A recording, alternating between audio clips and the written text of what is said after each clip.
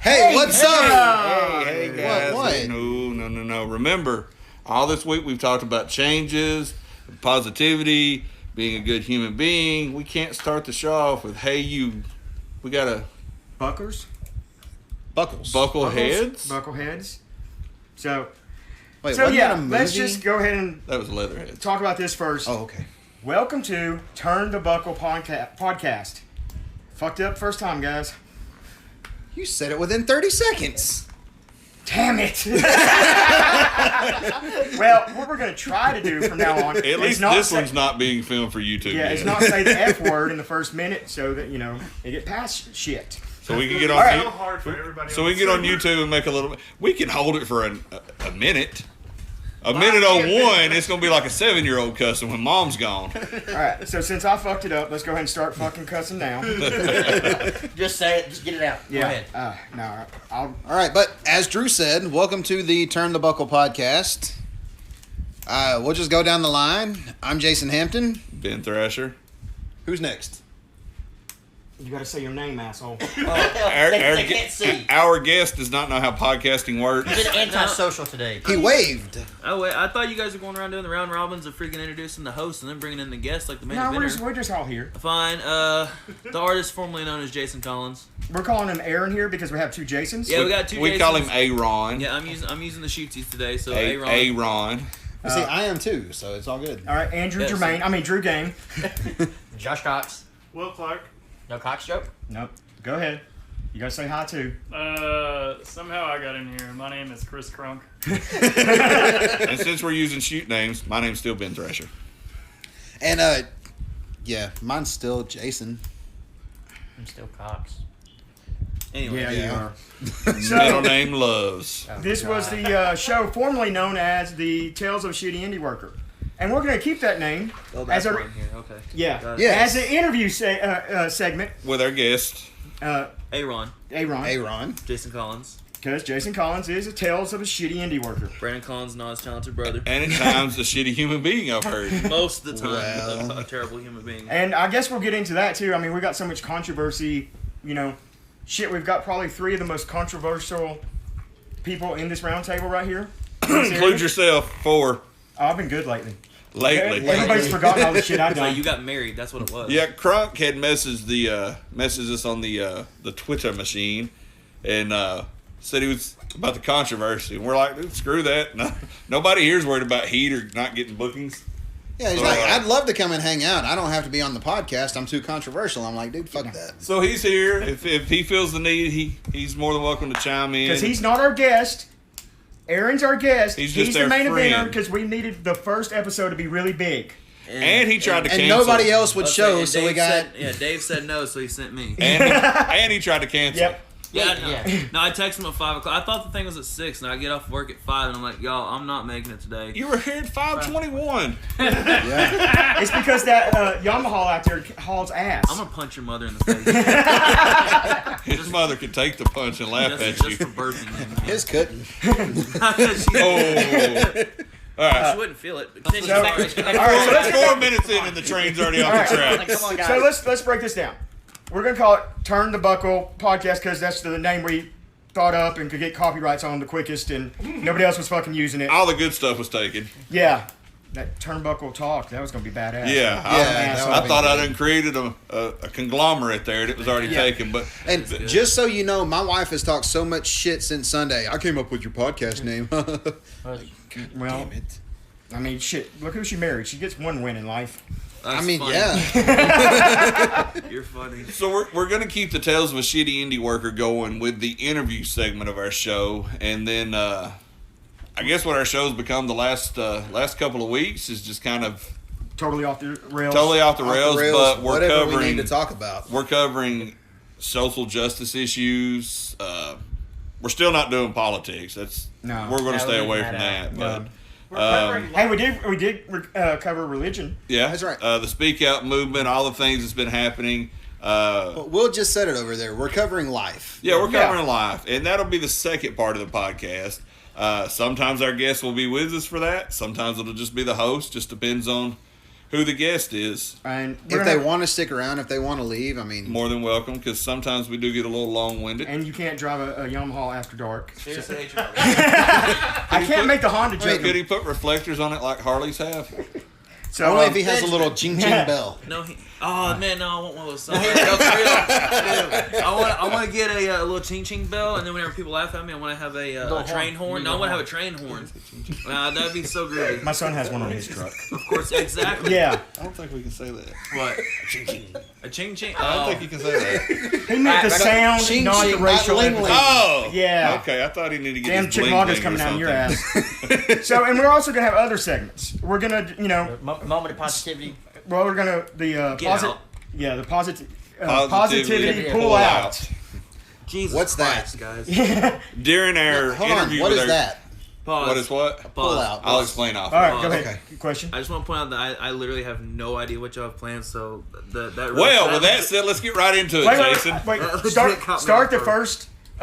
First and foremost, we're gonna have shout outs. So Yes. every time we're gonna record, we'll put it on the Facebook. Hey, by the way, follow our Facebook. Turn the Buckle Podcast on Facebook. Drew F and Game OnlyFans. Don't forget that. It's real. It's legit. He actually did that. Yes, I really did. It is the And website. that's our website on It is the Facebook. website posted on our Facebook page. You can follow me at Thrasher Ben on Twitter or Ben Thrasher at Facebook. At @shit_Indy83 for our Twitter. Drew F and Game on Twitter. Aaron. Don't follow me on social media. I don't want you to. Actually, Crunk, what's yours? Because yours is actually a good follower. It's just Chris Crunk on everything. It's Yeah. really easy to find, Yeah, but I'm mine's- going to post a lot of hateful stuff. Yeah, mine's OMM Jason Collins, One Man Militia, because apparently there's actually an athlete called Jason Collins. Who knew? And he's Yeah, yeah. gay. And he's gay. Oh yeah, I bet you didn't hear about that. Oh, it's the first I've heard. No, one that's like, And there's a basketball player that looks just like you, except he's tall, mixed. attractive. Good No, I mean job. y'all look exactly alike. Oh, I didn't know that. The same. I get Freddie Freeman a the lot same- because the beard. I get Freddie Freeman so much. Do you hang out with a lot of blind people? Yeah, I do. I really do. Okay, just no, checking. No. I was like I said, Will's like my bestie, like my heterosexual life mate. Will Forrest, Will Russell, shout out. But anyway, so it just all the ESPN's on it just said professional athlete Jason Collins comes out gay, and he's a Photoshop god. So it was just Yeah. me. We just me. assumed it was you anyway. He's No, Right. I knew it wasn't because it said professional athlete. Oh, okay, Oh. okay. Yeah, That was low, her. low hanging. Low that hanging. was While we're Sorry. talking shout outs, we did get a shout out from a local legend, Yeah. Hall of fucking famer. Big In life in Wood, general. the lumberjack, Greg Hollander, however Woody you know him. Woodpecker. He sent us a shout out to Drew and I, and he was actually the first one to suggest something for our watch along that we're going to try to get to this Sunday. He sent us the Terry Funk, Jerry Lawler Empty Arena match Memphis from Road. Memphis. And this was long before COVID-19 had empty arena stomping, guys. This So- was the first, right? yeah, the very first. And he also sent a promo that Funk did to go along with it. So we're going to get together Sunday and watch that and have a little bonus No? for you this Okay, week. yeah. I thought. Now, Funk did another empty arena in Florida Yes, or Continental. it was Graham with Graham. Okay. in Florida. Okay, I don't know what the big deal is about empty arenas. I've worked plenty of those. Hey, That's because they put you on the headlines. Exactly. All right. So, I another thought you shout were always out. listed as in many more. Well, I was card subject to change. Oh, okay. That was. So I'm gonna get to the other shout out. Jessica Brown. Love Jesse. Yeah. So apparently Chip is a tattletale and played the stuff we talked about her, Oh yeah. and luckily it was good Right. It was all good stuff. because we know she will beat our ass. So Chip I had felt Chip her had to focus listen to the on next week to her. hear his get it put Yeah, over so there. she messaged me today. Chip let me hear the podcast from yesterday. Thank you to everyone for the kind words. They really mean a lot. We love all of y'all. And I just put back, meant every word. And so I just want to shout out, I promise you, we will say to your face and behind your back what we think. Yeah, Yeah, pretty So much. if we say good shit, we mean it. actually a lot of times I say bad shit to your face and good shit behind your back. Exactly. That's the way it should be, right? It's kind of a guy thing. Yeah.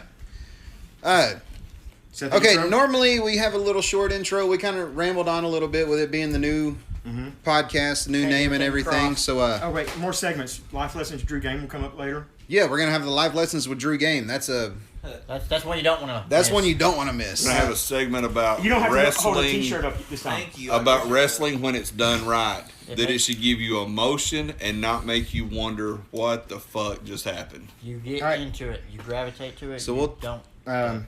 We'll take a little break right here, run a couple of spots for some local shows, and we will be right back. This Saturday night, NGWA presents live Pro Wrestling 95 Begonia Drive. Doors open at 6, bell time is 7. All seats are $5. Featuring a Chattooga County street fight, The Revolution vs. Hardcore Productions. Heavyweight Championship, Stu Valentine versus Keith Arden, a.k.a. Frenchie Riviera, a.k.a. Big Bubba Humphreys. The Hatriots have an open challenge for the Tag Team Championships. Also appearing Luke Patterson, Gravedigger, Red Dragon, Christian Garrett, Cameron Cox, Ty Sutton, John Bishop, Drew Game, and Jay Sparks. Don't miss it. Be there.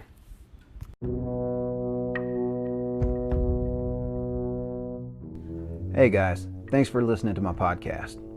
And if you think you could make your own podcast, well, you should download the Anchor app. Let me tell you, it's free. That's the right price. Free. It's got creation tools to help you record and edit your podcast right from your phone or computer. Your podcast will be distributed for you on Spotify, Apple Podcasts, and other podcasting sites. You can make money from your podcast with no minimum listenership. And it's everything you need to make a podcast in one place. So download the free Anchor app or go to anchor.fm to get started. I mean, come on. You can do that way better than I can. Well, I work Like for them once. he's literally. I wasn't even going to bring up the fact that you're a sibling of 37 and your dad's a male stripper. No, he's a former male stripper. But now I feel like I have to bring that up. Oh, yeah, he was a male stripper. That's actually, honestly, that's where my brother got his name, Forrest Brandon. That was my dad's stage name. He married his first wife because that was his coke dealer. He had a tried to pay helicopter him for trick, coke, too. so he married her. That's a real thing. I am one of, from my dad's side, I'm one of 12 siblings. Man, your daddy put in the work, didn't he? Yeah, well, my oldest brother is 35, and my youngest brother is What if we 2. unplug that and you sit right here? I'm gonna sit right there real close. He literally has 3 decades of. I'm seeing. No, he has An an extension cord. I do not have an extension cord this easy. That's all good. How do you? All the extension cords are used by the reptiles. I feel you on that. You want a Actually. chair from the kitchen? Oh, we're recording. I hit record. Well, fuck it. Hey guys, we're back.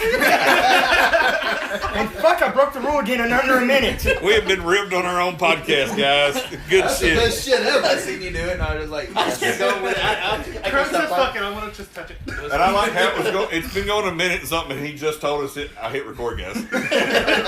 You guys are talking about some cool shit. That's the best shit Well, ever. let's before we start. That's right, yeah. Before we start, what we were talking about off air was, and I've known Aaron Jason Collins for years now. We're he and his brother legit like my little brothers. So I wasn't going to bring up the fact that he's got like 37 siblings and that his dad is a former wrestler, wrestling promoter, and a male stripper. Yeah, well, that literally was all recorded. I seen it. Yeah, I got that's all all that. Oh, well then you guys heard everything we said. But so it's like a deleted scene that way. yeah, that's your Easter egg for this one. Christopher, I love you. Well, that being said, Jason, let's just get right into it. Okay. Really, like, After your dad, Like me and his your dad dad? should hang out. No, you shouldn't. I'm telling you. after your dad It, did what he did and conceived you, and you grew. You So, fun fact: I have 2 white trash stories about my family. I asked my mom That is one actually a time. low count in this room. Yeah, I know. Yeah, No, we're just from really- Chickamauga.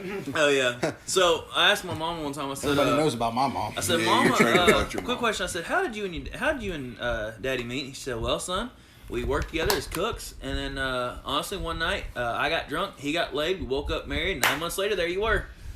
And I was like, My well, okay. Question: Huh? What kind of cooks? He was a restaurant manager. Okay, no. And huh? Oh, like You went Southern. from Outback. I mean, went from Coke to Cook. Cooks. So you know we what, weren't like- sure what they were cooking. Oh. Yeah, see, You know, West Alexandria, Ohio. Yeah. No, this was in. They lived in Chickamauga at the time. We know what they were At that cooking. time, it was agricultural. Yeah, we know what they were cooking at that Yeah, time. yeah. And Yeah, then it was agricultural. Now, if you'd have told me Rock Springs or Lafayette, well, actually, it might have been Lafayette because Daddy's Yep. from Lafayette. But anyway, and then my second story, they knew they were going to name me Matthew Pickard after my dad. right? Well, anyway, they needed a middle name, and Mama loved me too much to name me Earl because that's my dad's name. Anyway, and they were sitting around in the trailer. How happy are you about that? My mother was a saint. I'm thoroughly disappointed now. Right. No, that's Just come to on. name That's some- I mean, that's pretty bad. But anyway, so they were sitting around. They were laying in bed and laying in the waterbed in their trailer, watching Walker Texas Ranger, like you do. And they said the name came, and they said they was thinking of a name. I love how all y'all are silent. That's got to be the best shit I've ever heard. Laying in the waterbed in the trailer watching Walker Texas Ranger. That is. Remember when I said white trash? Welcome to my life. As you're No, drinking no. your Jack I over went to Dixie Lafayette. cup. No, that sounds fun. That's Lafayette. Yeah, that's Lafayette. I know. So anyway, and they were watching. They said we gotta think of a name, and then it came up. Executive producers Chuck and Aaron Norris. And my dad goes, Aaron. So I'm named after Chuck Norris's brother. That's my dad tells everyone The I'm less named talented brother, like the No, other no, one. no, no, no. You beat me to my own joke because I'm sorry. no, because in the Bible, Aaron was Moses' not as cool brother. Aaron Norris was Chuck Norris' not as cool brother. Aaron Pickard, my older brother, is Forrest, and y'all know him with his big house and his How did he get awesome that name? tattoos. And who, Forrest? Yeah. We told you. That was on there. Oh, it did pick that one Yeah. up? Yeah, that was on then there. you've already heard. Yeah. All right, we've covered that. So, enough about your childhood. How did you get started in professional Actually, wrestling? wait. One thing. Lafayette also, right? Huh.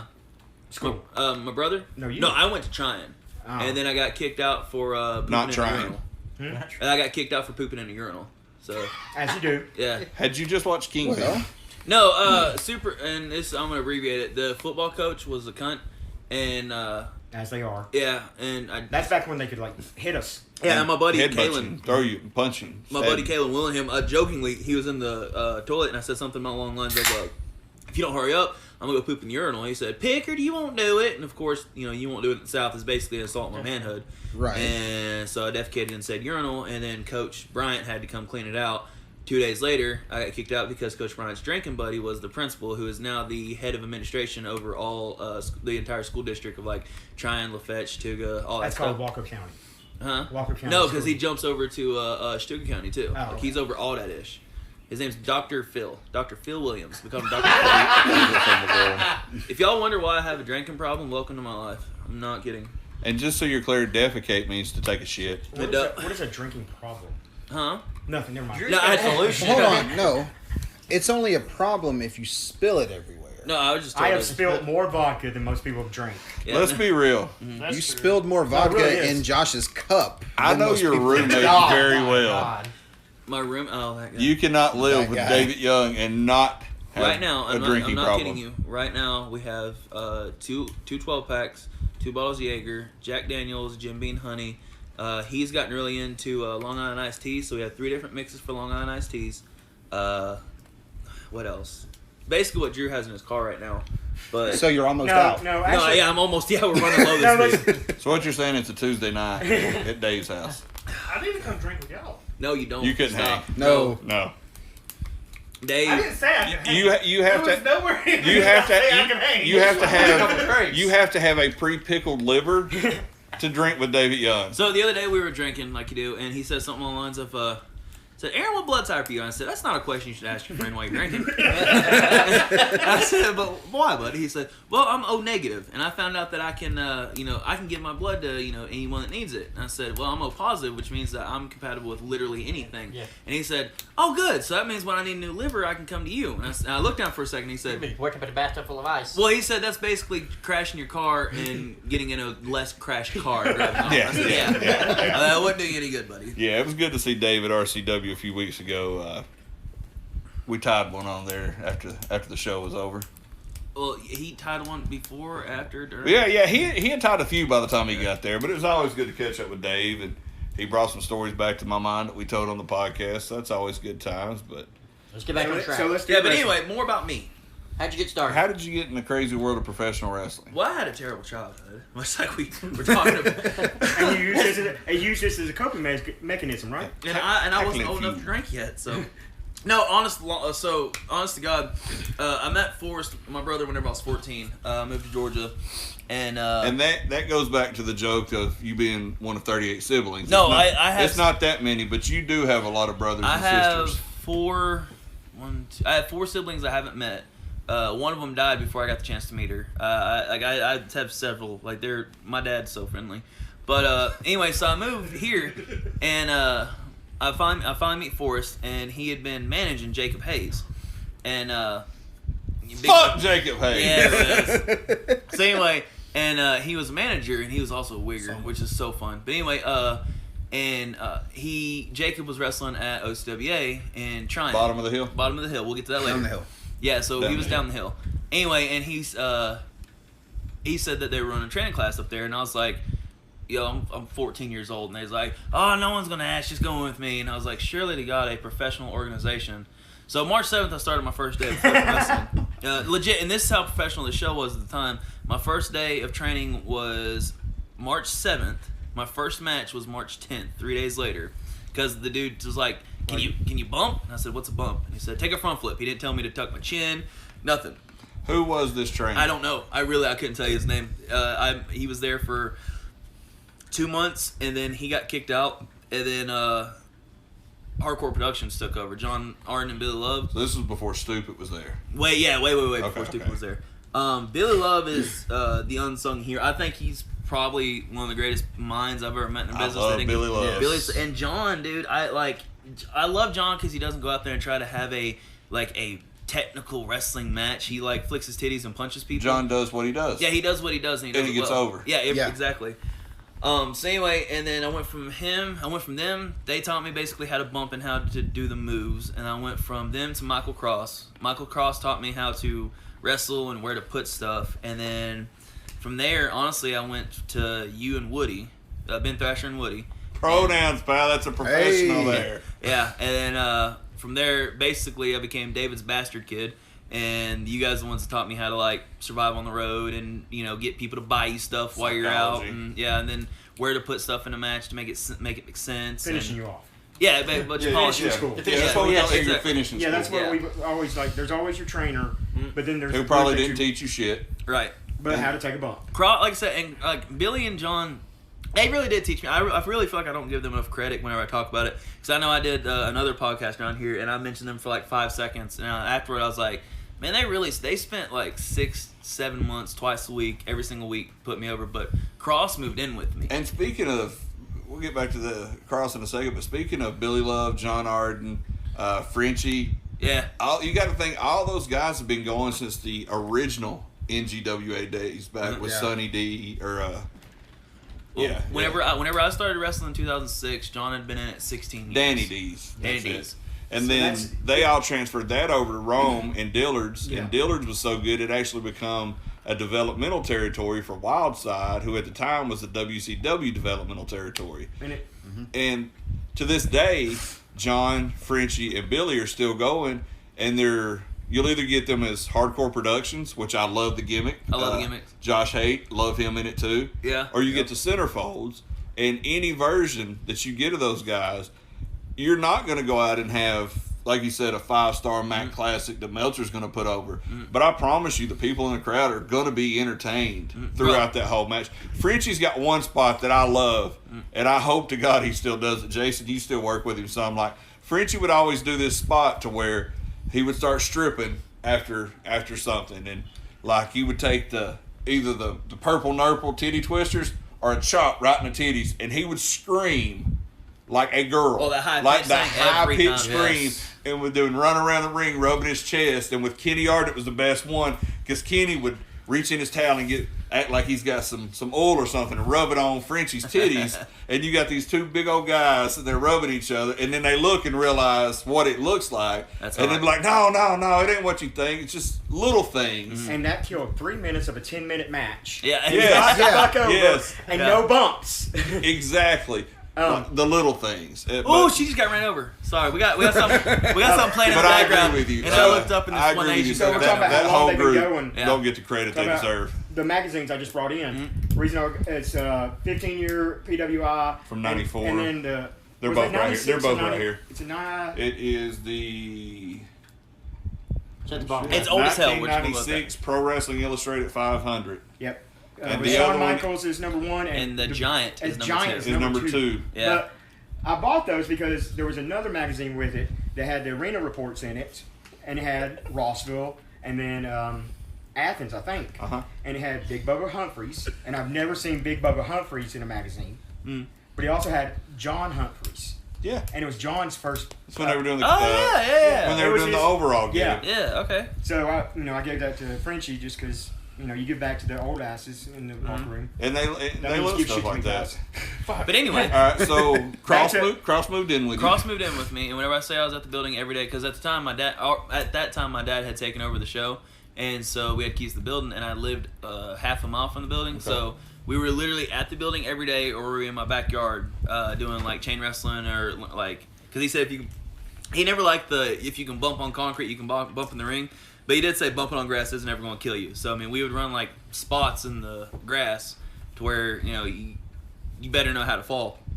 Anyway, and then Cross, he taught me, like, everyone gives me credit about being, like, a really good tech guy. It's Cross. Like, Cross is... Cross is another one I don't think that gets the credit he deserves. No, he doesn't. And I think the main reason it was with Cross is Cross always pretty much stayed local to that Cartersville, Rome area, Yeah. and never really ventured out unless he was in a car with Ted. But Cross has got a great mind for the business. Cross knows good placement. Cross can get it done in the He ring. can book a show. I've worked Yeah, with Cross him. can he can book a book- show. he can book Cross ass can off. make Worked with TWA gear. a couple times. Yeah, Cross has really good gear. If he ever gets it to you, Michael.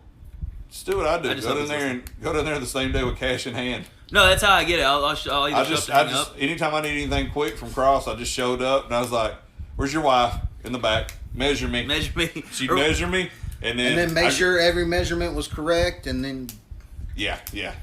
Let's see what you did there. Accurate measurements, and then I would literally go sit in the living room and play with the kids, wrestling toys with them. They Maybe have all of them. Literally all of them. while Cross was making my gear. Uh-huh. But moving on. We'll sit here and talk for an hour and a half. We're already 15 minutes in. Yeah, we went 3 hours the last one.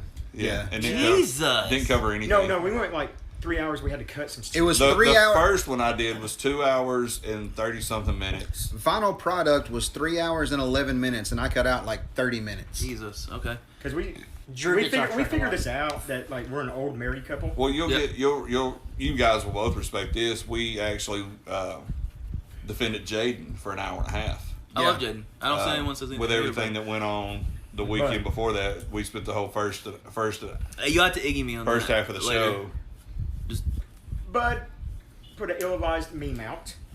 Okay. And a racist meme. Okay. Got Timmy, a lot of attention quickly. Timmy from Gymnastic Boys. Gymnastics Yeah.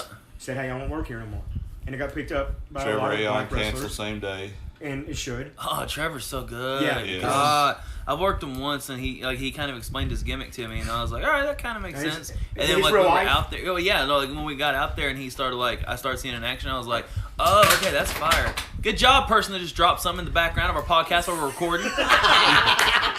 Good job. Drew, that's your charge. Yeah, that's my charger. But anyway, Well, so Jaden, it was Saturday morning that happened. So great timing. They're having a show that night. Plug it back in. So that night, Jaden went out and said, "Bud is out. Cheyenne and I are now running this place. Bud won't be here." Like he's not there? No. Really? Yeah. That Yes, surprises no me. longer. That's No, I awesome. mean if it's gonna hurt the show, if it's gonna hurt, and also, Jaden, I talked to him. He that day afterwards, literally made about 40 to 60 phone calls to black wrestlers, Wow. and imagine how easy those phone calls were. Oh yeah, dude, Jaden. That we just voted that his man card is fully in, no. here. Like, I know people shit on Jaden a lot because he always gets the praise around here, and it's the ongoing thing of we're gonna put him under because everyone puts him over, but fuck, he deserves it, man. Jaden's good people. He's He's worked- not allowed around my Damn good. family. He's worked from the time he started. You can Actually, that, no, right? no. First time I ever met Jaden was with Chris Crunk, and we were in a Taco Bell getting some food. And, exactly. And Chris was being Chris Crunk, and Jaden was kind of like his young boy, just doing literally anything he said. And Chris wrote on a piece of paper, just says 7 inches. And he said, "Hey, you see that hot girl that took your order?" I said, "Yeah." He said, give her this piece of paper. And he goes, oh, okay. And he thought he wrote his number down. He just walks over and she literally just goes, like shakes her head. Chris and I are like horse laughing. And Jake's just like, I'm just happy to be here, guys. But no, even outside of wrestling, I'll just put that up now. Jaden, he manned up and took responsibility for something that wasn't his fault and did the right thing. TWE has always been a very inclusive locker room. Yes. And, you know, we discussed that, you know, and that's went on for a while about it. But this is your show, so we won't go into that. I'll say, well, I'm caught up now, so I feel better. Yeah. Okay. Ben, put us back on the track. We're back with Cross. Cross is teaching you the basics. I put Cross over, so we're still back on Cross. Cross was polishing you up because he lived with you. Yes, he moves out. I was kind of... How many wrestlers did you have living with you at one time? Oh, God. Okay, so, like I said, my dad basically ran a halfway house. At one point... For girls that want to go all the way? Yes. So, at one point, let's see. That was a finishing school as well. So we had Draco, Josh Prince, if y'all remember him. Will Force. I remember Draco. Yeah, he's so good. He was my tag partner for a minute. He was there the night you passed out in the bathtub. I couldn't tell you. I don't. No, I could. Yeah. We'll get to that. We'll get to that. Royal Rumble. So anyway, let's see. Cross lived with me. Destiny and Bane. Do you remember them? Yes. From Yeah. TWE? Yeah. They lived with me for about 4 months. Dad just kind of had this rule of like if you lived with him, or like if you wrestled for him, you just needed a place to stay. Like we always had an extra bedroom or 4, and when we didn't, like I had a big ass bedroom, so they just sleep there. Anyway, or we just go crash the building. Like Scott Prater used to bring like his whole family like every weekend, and then Scott Prater and Stupin and Tweety and all of them would crash out the building. We just camp out at the building the entire weekend. So, but anyway, so I'm kind of on my own for a little bit. I'm learning from people like Alexander the Great, Darren. I love Brian. Hey, Brian Alexander. Yeah, dude, Yeah. I love him. Terry Dean, I learned a lot from him. The Freak. Freak. Yeah, I was Yeah, about to say, yeah. him and his JW. brother JW. Yeah, I learned a lot from them. And then Jess Wade taught me how to He be a saved her ass babyface. at Gabby's too. Yes. And he was the most over motherfucker there. Yeah. Dancing on top of tables to Nelly Okay. Oh, shit. with the So- purple boots and the cheetah trunks. So I work my way to RC and TWA, and I meet, and I'm about to get a boot. But anyway, I meet Wes Blaze. He and I get really close, and I don't necessarily learn a lot from him there, but I mentioned that just to say that TWA is where I met Woody. Woody brings me over to DSCW, which is now GPW. And then I learn, I'm still learning from Woody. I'll still send him tapes or whatever. Tapes, like I still send him tapes. Let's not get Anyway. too deep into Woody. We'll go to him in a minute. You never but get too deep in Woody. I want to go back to trying Mhm. and the bottom of the hill because Yeah, at the yeah, time yeah. you guys were at the bottom of the hill, Jason and I were literally a quarter of a mile away. No, at the top no, of no. the When hill. it was our drive, no, our It was the driveway. same driveway. The same No, driveway. no. Our driveway was the paved part, and then you go to the right, or you could take the gravel And go all the way to up the to us. left. And whenever it was literally like, Now, here's I the, thought here's that was the- cool, man. Here's the deal at that time. We first started doing that show. It was Phil Hefner and Jimmy Powell running Southern All-Star Wrestling. okay, For some reason, the owners of the building had either divorced or It was the divorce. It was the divorce, and She got the building. she got and the didn't building want and didn't wrestling. want it. She was going to run auctions in it. Ew. So we moved. we to, did that too, actually. We moved to the little building down in Trine that's got half the storage building in The it. one that GXW recorded. Yes, Yes. yes, the one They that ran it GXW before ran. it was the. Yes. They So- knocked all the storage buildings. Yes, so we keep running TV there until the lady that had won the building was getting no auctions, so she offered it to Phil. At this time, me, Paris, and Murder Warner booking. So we decided to merge Southern All-Star Wrestling and Pro Wrestling Evolution with Chris Long, who used to run US Play in Marietta. Ended Yeah, up being okay. solid on Lucha Libre USA. Yeah, okay. And I remember US Play. yeah, Kennesaw. Yeah. And Remember they when that formed- guy used to think he got me over? Yes. And they formed AWA Main Event. So Nobody we gets moved Jason back Hansen into over. the hill. And as far as you guys down there, the only ones I knew were when John would work there, Justin Ramey. No, that actually, whenever we was talking about HCP earlier, I almost mentioned Ramey. Ramey is probably in my top 5 most talented people I've ever been in. And then he did a springboard corkscrew moonsault to the outside, and no one caught him, and he broke his wrist. And at the time, he was making like $50,000-$60,000 a year, something like that. And Yeah, he got a job like Lamar does now. Yeah, and then so his dad told him, he said, dude, you need to stop. And he was just like, whereas most guys are like, oh, I'll stop for a little bit. No, he hasn't wrestled since. And that was like he was really 2009. good. So was it Chris Kamikaze. Do you remember him? I do, but not entirely. I remember him from Dillard's. But the reason, because Jason and I knew what we knew from other people that had come from y'all's show. All we knew were the Was people like down the Jacob hill. Hayes. Jacob Hayes would Michael come Flames. in, and Michael Michael Flames, Flames. that's the one. They came in I as just seen him 2 days ago. They came in as a put-over tag team. Like they get not really jobs. They get some offense, but they were getting beat, and they talked shit about down there.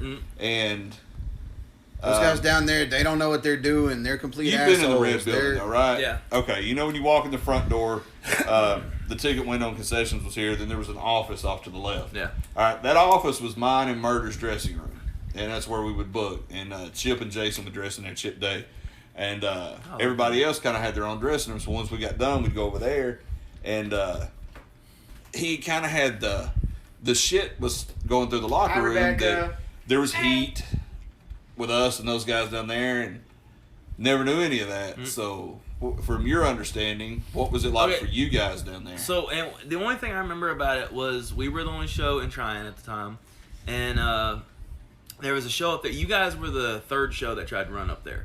So there was one up there for like 2 months, and it didn't work. Was that the Thursday night show? No, it was they were running Saturday at 7 o'clock like we did. I don't know that one. I know we were the first time we were there was the Thursday night show that we did TV for that little TV station like you're going to Rome there on the right. Yeah, past yeah, the yeah. Megastar. But and the second one I remember, was it the second or third? Because I remember they ran at 8 and we started at 7. So I remember one night what we did is our first match was actually outside, and it was like a pinfall battle royal, and they literally put 2 tarps down, like massive tarps, and they lined it with cars out in the parking lot for the headlights and all that stuff.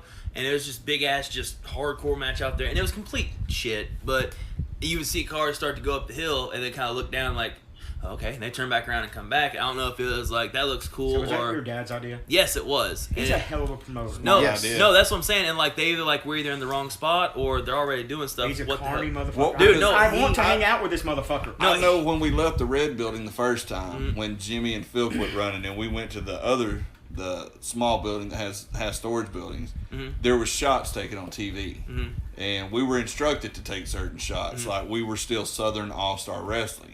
You guys were Outlaw Championship Wrestling. Yeah, Outlaw OCWA, Championship Wrestling Alliance. You have to say Alliance because Angus owns OCW. No, Brahma. Brahma owns OCW. Brahma's dead. Okay, then fuck it. Wait, really? Yeah. Motherfucker, where you been? He died like 2 years ago. I didn't know that. I Actually, didn't know that. I actually have a really funny story with Brahma, but go ahead. But we were told to take pop shots. Like Southern All Star Wrestling, we're all stars, not outlaws. Right. Or Phil would just make, and a lot of that stuff was on Pierce YouTube's. Like there's one where me and Phil are opening the show, and you see me holding 2 belts. We just unified 2 belts or whatever. And then like he's taking shots at this, so I thought, okay, there's legit heat here. Well then, when I found out there was literally no heat, No, there was none. Amber calls. Amber Young, Dave's daughter, Aaron's ex. She calls and she goes, "Hey, are you at the show?" I was like, "Yeah, I'm getting dressed." She goes, "I'm on my way." I was like, "Okay, when you gonna be here?" She goes, 2 minutes, I'm walking up the hill. I was like, "Okay." So she walks up the hill, comes in the office, and we bullshit. She was like, "Come say hi." I was like, "No, we got heat." She goes, "I told everybody I was coming to see you, and they're expecting you to come down. They want to see you." And I was like, "Okay." So we walked down the hill, and it was, the guys we had talked about, Freak, JW, Dude, it was a hell of a John, locker room, I remember. Justin, and there was no heat, and that's why I never understood. We made the joke that in the 2000s there was wrestling on every corner in Chattanooga, in North Georgia, and there was, Chatsworth included, and that was literally the same fucking driveway. Yeah. You guys flourished and made decent money until some jackass bought it and burned the building down for insurance money. Right. Thank you. Wait a second. Did your dad do that? No, No. this guy and he always thought he was phenomenal. Okay. Yep. And he had no fear. Yeah. I got me. Yeah, except rehab. he did it. Oh. Get it because he was. How A about villain. Didn't we his talk ass. about this guy on this podcast before? No, no, you didn't stop me from kicking his ass. I actually kicked his ass. Yeah, I stopped you from kicking So we're talking about Cracker Jason Jack's Fear ass. doing insurance Yes, fraud? yes. Yes, Jason Fear. Yeah. So No with strings that, pulled. Will was actually living. So Will at the time lived in Mountain View, which is This is when he was going as Mike Force, right? yes, it's Mike Force. Because he started as an announcer, so then he went by Mike Force MIC. That and at the time his favorite artist was Mike Shinoda. But anyway, he lived like 5 miles away. He got a call because one of our buddies was driving by and he said, "Hey man, the wrestling building that you guys go to, it's on fire right now." And Yeah, we're hot. yeah, This- we're on. this we're- was the- I remember they were running Wednesday shows too. Yeah. At this time because Wednesdays and Stupid Saturdays. was booking, Stupid was booking. and Then I was got living booked. with a girl in Lafayette, and that's the first time I met you. Mhm. But I didn't know you. You and your brother had done some kind of angle with Cross and his partner, and Seth Cross Cruz. was retiring, Yeah. and he left his boots in the ring. Love you. And I ended up teaming with Stupid that night against I teamed with Freak against JW and Brian Alexander. It just because I lived remember that. I lived in Lafayette at the time. It was a show. It was something to do. It was $20, Mm-hmm. and then I remember I was going to go back like 2 weeks later because I had nothing to do, and the fucking building was burned. Yeah. So, and a lot of people actually think my dad did that. He had moved to Indiana 2 months prior to that happening.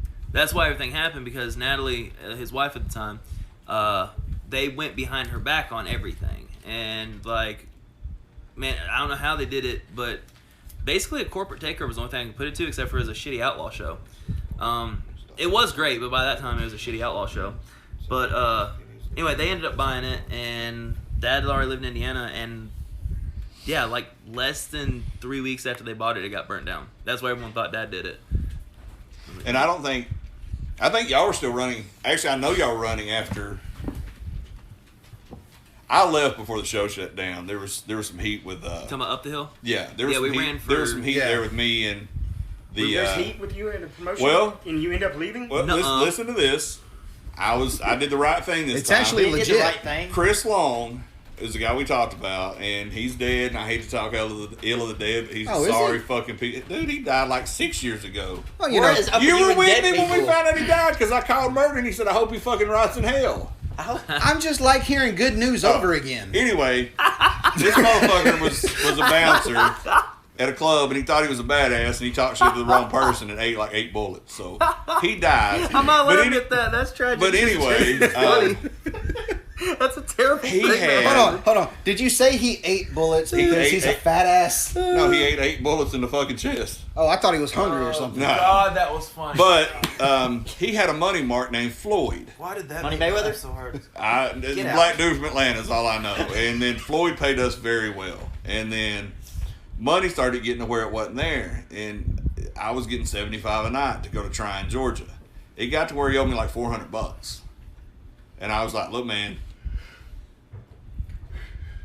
Part of the money would be there, We had the rest traded some wouldn't. gear for Okay, some I was of about to the say, money. He had bought 75, 400 doesn't divide by 75. he had bought a shitload of gear from Rick Yeah. Michaels that people didn't pick up. So I was doing a mask gimmick, Yeah. and I got this sweet ass fucking mask superstar Yeah. outfit that was black and had paws over it for moth, Yeah. and a custom hood. So that kind of settled some of it. But at this time, he still owes me close to $400, and we're getting ready to do You it. can sue the estate for that, right?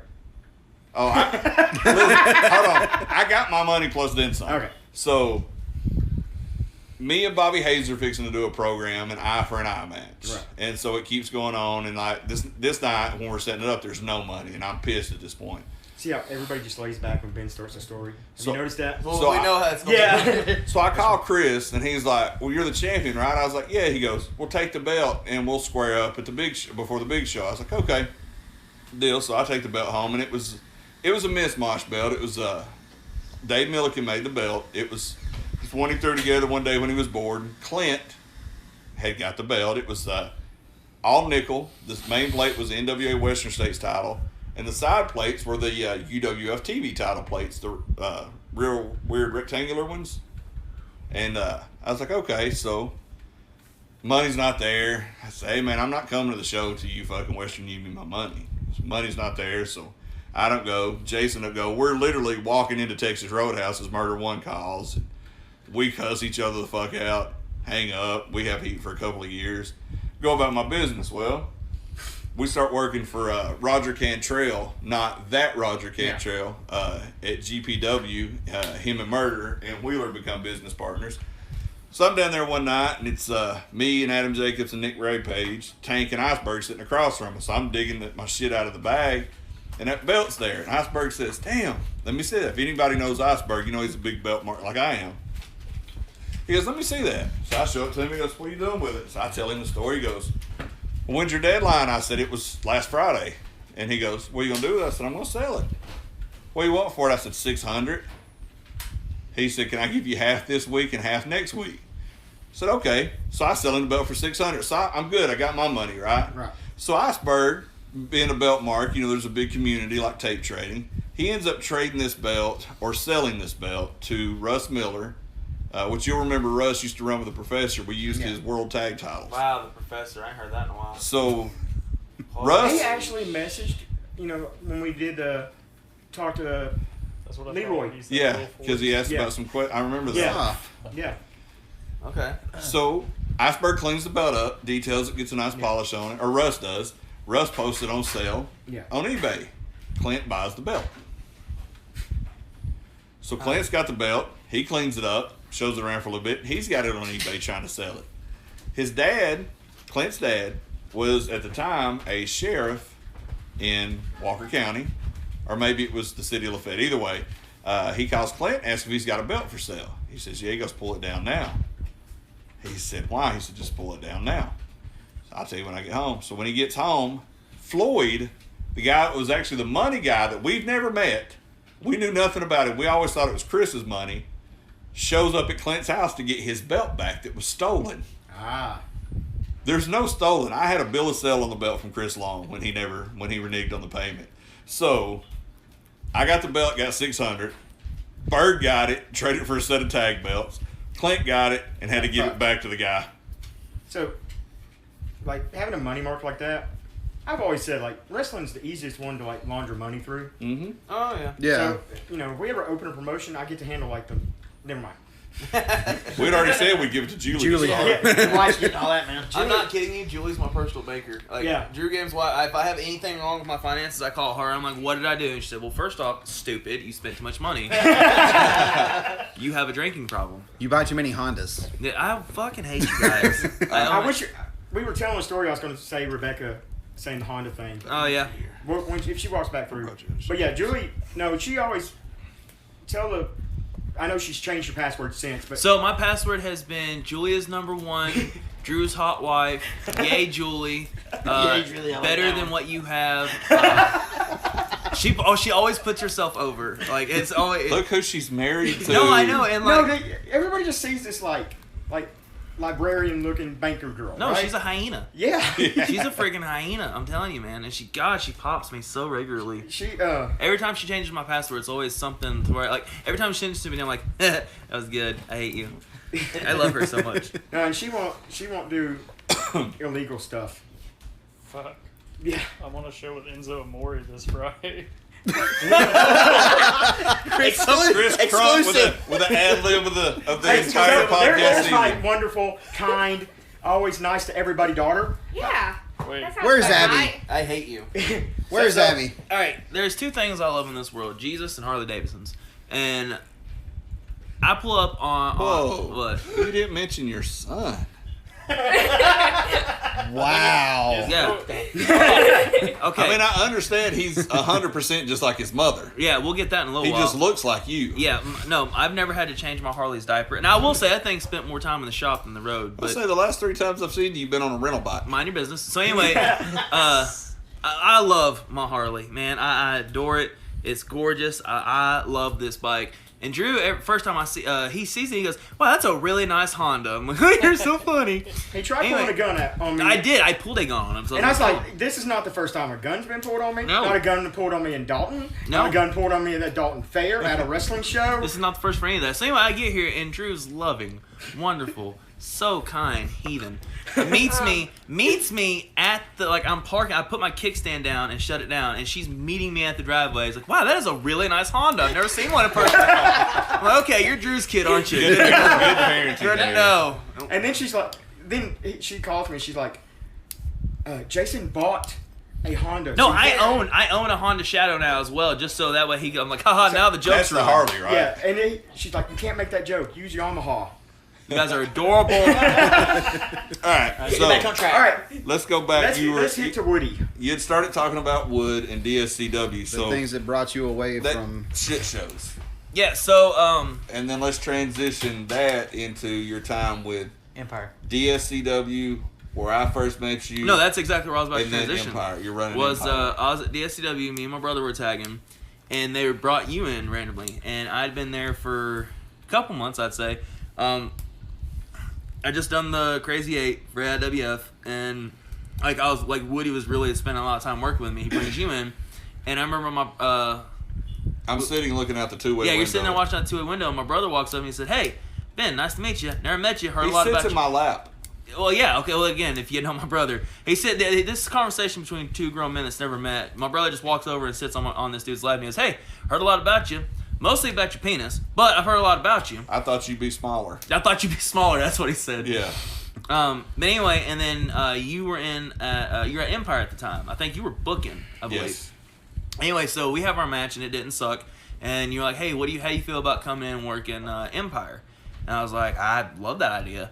So That's Well, Woody. He was poaching wrestlers off your show. Didn't you and your brother work the outside show for Drew before very we first- started Empire? the in very the building? first outside show that Empire ever ran, it The was one me in and my brother. Hickson. Yeah, me and my brother. Okay. We And I wrestled. did that. You were there. That was the one Yeah. in Hickson by the marina. I don't remember the gimmick. I remember it was my favorite gimmick ever, but I just don't remember the name that they used. But it was Drew Delight and The Rush. Gas Boys. Yes. Yeah, Gas Brothers. Not whenever he was working. Tojo and Tojo and Bebo. Bebo Gas. Yeah. Okay. We worked them, and you can never keep a straight face. No, that's the thing. The entire time, me and Forrest were sitting there dying. But the finish was Rush got mad and went like retard redneck, and we ran and dove into the river in our gear, the lake. I mean. But anyway, yeah. So we go to Empire, and our first match is against Bane and Joey Lynch, and you actually put us over, for some freaking reason. Well, because at that time, that's when Joey wasn't fully committed. So Yeah. I would use Joey when he was there, but I would never book plans for Joey because Right. at that time Joey was Spotty. in and out. He was in and out. So you guys had said you wanted to be there, so gave you the opportunity. Well, see, I thought we shit the bed because we went there and wrestled once, and then I remember I was sending Drew, like, every week I was texting him. And every week I was sending him, even if my match sucked, I was sending him whatever my match was that week, or what, 2 or 3 matches, whatever I had that week, I was sending him every single one, to the point where he was like, "Look, man, I appreciate you being as, like, headstrong as you're being, but we have a full card, and we're really happy with our card, which is promoter for You Suck, please stop sending me videos." Actually, when you first came in, Rocky was booking. Was he? Yeah, because I started booking right before, actually, about 2 weeks before I met you. I just remembered this before I met you at Woody's show because we're sitting around and Jason was even there for this one. It was like a training and we're kind of going over the card. I booked, but we really kind of booked by committee. It was kind of like me, Russ, Drew, and Jason. I was just the guy on Saturday nights. And they talked about you guys. And I said, well, I've never heard of them. Forgetting that I'd met you that one time in trying. And then I said, well, tell me about them. And Russ's exact words, well, you'll like them, but in 10 minutes you'll be ready to fucking kill them both. I do remember that. And then I met you guys, and I was like, that was the most accurate description anybody's ever given to me of someone. Yeah. So, I know the first program you really run at Empire was with me and a piece of shit tag partner I had that we're not going to mention his name. Thank you. And this is the first time you and I are ever in the ring together. First time I ever bought fake steroids before. Yeah. So I remember we're walking around the ring. You guys are the heels, me and shit fucker the faces. And I look at you and I say, you ready for this ass whooping? You said, bring it on. I said, I'm going to whoop you like your mama should have. And then you revealed to me that... I said, my mama's dead. And then we lock up. And so I'm thinking, this motherfucker's not going to make me crack. I'm not falling for that shit. So we do our shit. Your brother tags in.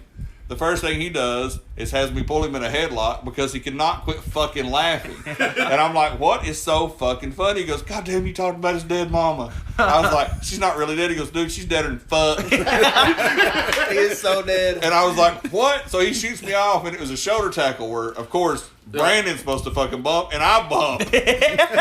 And then I remember I tagged out, and I rolled over in the corner, and I'm looking at you going, I'm so sorry. I'm so And sorry. I did the same thing. I did your mom punches harder, and you told me afterwards though, back in the locker room. So What did I say to that? I remember we just talked about it a little while ago. you just said Bony fingers. Bony fingers. Yeah. She has real bony fingers, so she hits real hard because she's a skeleton now. So, It's been 10 years. so we can right talk now, about it let's now. let's give you the floor. We'll kind of let you talk about your Empire run, highlights, lowlights. Okay, so- the reason you left Empire. Okay. And also, it was at Empire, so we'll cover your Scenic City Invitational appearance against Caprice. my buddy Caprice Coleman from Yeah. Ring of Honor. fucking awesome. Yeah, I thank straight you. up fucking Awesome human being. Brother's a preacher. Yeah. Raises his kids the right way and Yeah. involved in their lives. Caprice is awesome. By the way, be a decent human being. What I love about Caprice is I wrestled him that one time 5 years ago, and within that past 5 years, I'd randomly send him stuff. Or, like, he's actually messaged me, like, no one's going to play me in the movie of his life, but he'll message me, like, hey, brother, so you came across my my timeline today, just want to see how you were, I seen that you're playing in church, and we'll talk about God for, like, 3 days straight, and then we won't talk for, like, a year and a half. But, like, I'll randomly send him matches, and instead of, like, the normal, like, hey, that was a good match. You're like, hey, at about 14 minutes where you went into this, The, like the person he's you want is in. well, Yeah. he's Yes. watching. Yeah, he's not just saying like, oh, that was super good And match. I'm just Just saying to, it's good either. Telling you shit that you did. well, that's how Right. you know that he was watching because he Yeah. cares. But anyway, with Empire, Empire was Which, our. by the way, I wasn't at that show, but I did download it, and that was the match of the night, hands down. And I'm not saying that because you're here. Like, that match, you can go to Independent Wrestling TV now. All the Scenic Cities are on there. That was still the match of that night. That That one- match was amazing. Well, see, my problem was we had this. We're getting way off topic. Let's start back with them. Yeah, Well, you can we're go already, to- we're already here. Yeah, just kill this wait, one. wait. Kill this one, Okay, then we'll do your Empire. yeah. run. So no, with what shot us in the foot is me and Caprice have this just barn burner. It's easily in my top 5 best matches I've ever had. As it should But be. the very next match was Anthony and Jimmy Rave, Which was good. Anthony Henry is a no pun intended, but he's a workhorse. I mean, the man lives in a I gym. see All what he you does did is there. thank you. All he does is think about wrestling. He's a fucking monster. And then Jimmy Rave is like one And, of and at that time, Jimmy Ray was really on. Huh? Jimmy Ray was. Really Yeah, Oh, he was that's, so- that's yeah. when Jimmy had got refocused. Yeah. Yeah. Well, what the thing was, everyone's talking about the great story they told. If you watch that match, Anthony throws a spinning hook kick, and it legit like knocks Jimmy out. Yeah.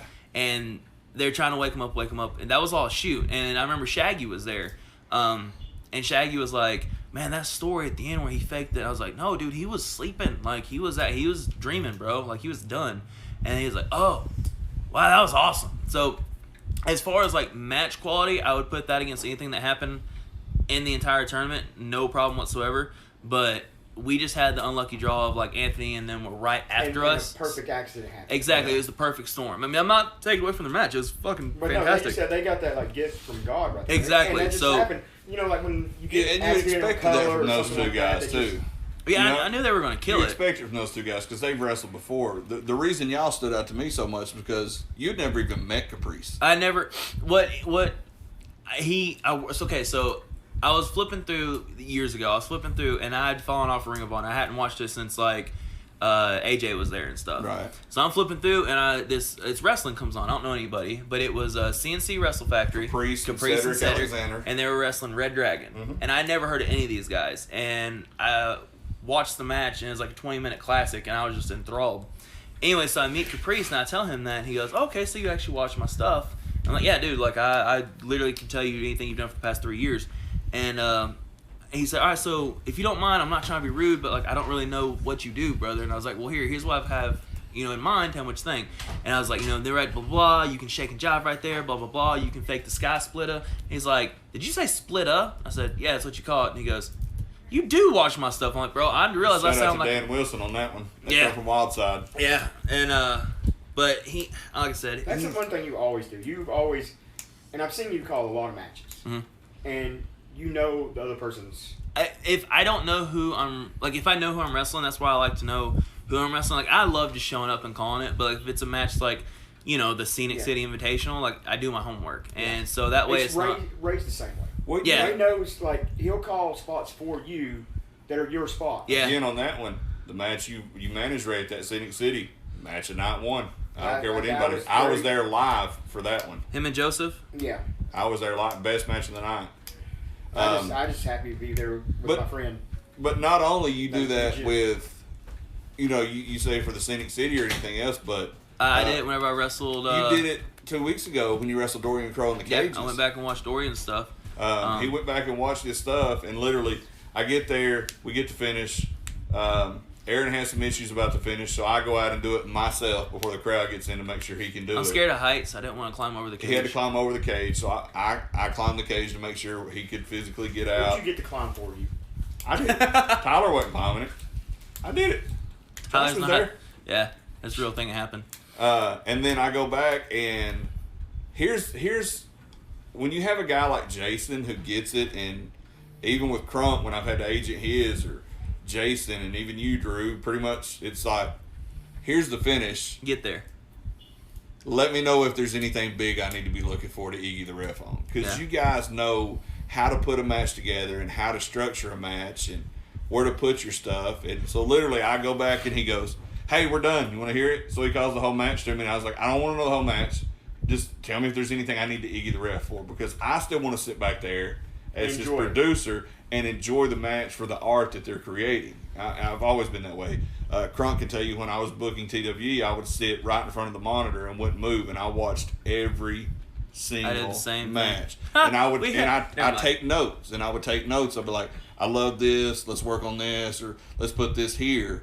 And all of you guys that are here have took to that. That's why I think I like that match better than the Jimmy and the Anthony match, because they've been together. They've wrestled. You know that was going to be good. You know what I mean? No, me and actually no, that was. I mean, they've been around each other. Yeah, but that was the first time they'd ever wrestled. Really? Yeah, because I remember they did a tour. They got so much stuff off of it that they actually did like 3 or 4 matches where people were bringing them in just to have that match again. But I will say they were all spectacular in like a different kind of way. But that first one they had was by far the best.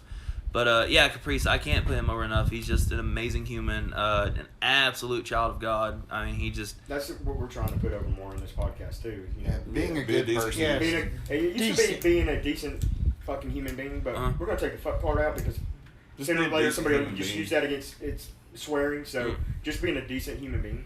Yeah, it's literally that easy. Being a great parent to your kids, which he is. Bro, oh my gosh, is he not? Which we all had this talk after Father's Day. Just be an example to somebody every day. You know, we've talked about that personally, but Caprice is great. On to your Empire run. Let you talk about the Empire. Nobody Yeah, interrupt just you. anything Yeah. you want to hit That's on all. that. Empire, I've said Empire was our generation's Wild Side in the sense of we're still talking, and they've been closed 4 or 5 years now, and we're still yeah. talking. I think it's 5 Well, I years. still have like these 2 fans that used to go to Empire regularly. They come to RCW, and you know the two I'm talking about. 3 if you count Justin. Yeah. And well, anyway, so they would actually like they still remember stuff. Like whenever we actually brought the Illuminati back, like and actually I remember they were there. yeah, they were there, and and they would still talk about matches, and I'm like, dude, that happened like 4 or 5 years ago. Like I barely remember that match. Right. And Empire, I always said the expression "lightning in a bottle," but because I mean, it had its times where you were wrestling in front of 20 people, and you were having to put someone over that you didn't like, and Andy was just being a dick that day, and like it sucked. I hated every second of it, but I was at Empire, and it took me, like I said, it took me sending videos every day for a year just to get my first match there. And then I finally get there. I went over on our first match there, and then like we squashed. I mean every time we were there, we were putting someone over, and we had this gimmick where we were finally going to we ended up getting with Johnny Viper, and we were going by the trio of heroes that relatively everyone envies. And Andrew, Thank you. We've been waiting for Viper that. couldn't remember it when he was on here. Yeah. really, Yeah. Josh, come on, boo. Well, he said it's the 3, but there were words, but I don't fucking remember them. Josh That is sounds just like Johnny. yeah, that's such a Yeah, he was like, I remember the first one was the 3, and we did it one week. Andy said, "This shit fucking sucks. No, We're he not doing said- it no more." Well, he said, or it makes dude, no sense. No, he said, I love the idea. He said, you gotta think, wrestling fans are fucking stupid. And he said, there's a lot of syllables in there, and they're not gonna like it. It's after the trio of heroes and Squirrel. And he says, so we're gonna call you guys the Illuminati. And me and my brother were like, fuck that. That is stupid. That is dumb. That's overused. There's one in Tennessee that's doing really well. Like, no, we're not doing it. And then Drew was basically, like every promoter should, he was just like, do what the booker says, or you can go wrestle somewhere else. Right. Like, because I remember I went directly to Drew. That's the faith. That's one really cool thing that Drew had. He had total, yeah. And y'all, you are the promoter, booker. Yeah, he Well, would tell you Andy had last say. And, Well, no. and Drew has a Great mind. stupid great Yeah, mind. well, even with Drew, like, He never would be on wanted the to book card. though. Well, no, even whenever Drew was on the card, like, I remember he would be doing things for Andy, and he wouldn't agree with it. Mm-hmm. And like I said, he pays the bills. He could have gone and said, no, I'm not doing this. He was like, I think this is stupid, That's Andy, leader but, level. yeah, he said, but I'll follow Andy's lead, and every time it That's worked just by out. example. You won't ever ask someone else to do something that you wouldn't do yourself. Yeah, exactly. And look But- what happened though. Look how the crowds turned around. Dude, like I'm After saying, the I first remember... War Games, you never wrestled there in front of under 100 people. I remember, like I said, I remember there being 25 people there, and then the last show there, I remember being 400 something people there. Yeah. But anyway, with Andy, like I said, there was one night where we were in the ring with Drew Delight. He was in an angle against Drew Delight, okay, and they were building Drew as the big baby face. Well, he ran a gauntlet match against all three of us versus Drew, and he pinned me in like 4 minutes. He pinned my brother in like 2. He hit Viper with one move and pinned him. Super kick. Yeah, and then Andy goes out there and jobs out to him too. Like, as the booker, as the big heel, like, goes out there. Because at first I was like, dude, fuck this. He's squashing. Like, how are we ever going to catch traction if he's going to squash us? And then he goes out there after letting us get squashed and then does it himself. I'm like, yeah, I can't say anything anymore. Yeah. After he had already went through 3 other guys. Yeah, exactly. So, like, I don't know. Andy, I just seen Andy at the flea market a couple days ago, and we talked for like 2 or 3 seconds. And Andy, I've never in my life met someone as smart to professional wrestling as Andrew Alexander. I mean, and everyone I've met, all the people I've hung out with, Woody's close. I've always said Woody's the new Ted Allen, as far as he's kind of like the godfather of everybody. Mm-hmm. But, I mean, Andy is just... When you get to talking about wrestling, it's like how someone talks about their kid, or how, like, when people's eyes change when they get to talking about, like, someone they really love. When he gets talking about wrestling, at first he's like, that shit's fucking stupid. But, hey, did you guys see that? And then it's on. And then he his was like... at that, like, He's the day always he been started. like that, yeah. Like, I mean, literally, like, he was... I had the same Andy. way. I had Andy's first match, and Jason can tell you this too. If you worked Andy back in the day, he brought you a notebook, Yeah, I literally see that. like this notebook right here, and there'd be like 4 or 5 pages in that notebook, and he'd Front tell and you, back. he'd tell Really? you, remember that by Saturday, I remember... and you would have 2 days to work it out with him. But I agree with you. Andy should have been Booker of the Year more than the one time he was. Andy's- There was no show from Empire started in 05. No. No. I started in 2006, Bubba. Okay, so he started in 2010. Empire had a good 5-year run, so it was like 10 to or 15. 11 to 15 or 16. Well, it closed down in 2016, so that So they means started that's 10 or 2011. 11, They yeah. started in 10 because it was December. Y'all run like 3 shows, and we finished up from Alabama and came up. Yeah. But he should have been Booker of the Year more than that. At first, we were wrestling in front of 20 to 30 people, But and a that was lot your of it. booking. No, that was Rocky booking. That was Rocky. That's, Okay. I Now, didn't start booking until he got there. now, exactly what you're saying, okay? Think about Empire with Andy, and think of... And Tank told me later, he said, dude, we used to... Because I text him whenever I first got the book at TWE, and I said, do you have anything that you can give me a heads up on? And he said, get you a project. He said, because, dude, honestly, whenever Andy started working on you and Chunky Dragon and J-Vibes and all Logan them, Albee. he said, bro, we shit on him. He's like, you've got people here that you can book around. Why are you wasting your time with these guys? And then we main evented in War Games against the Rejects. And we did all this cool stuff, and we got over, and we sold tickets. And that's Andy. And I say all that just to say he took, what was his name, Corrupt, and turned him into Chunky Dragon. Mm-hmm. Yep.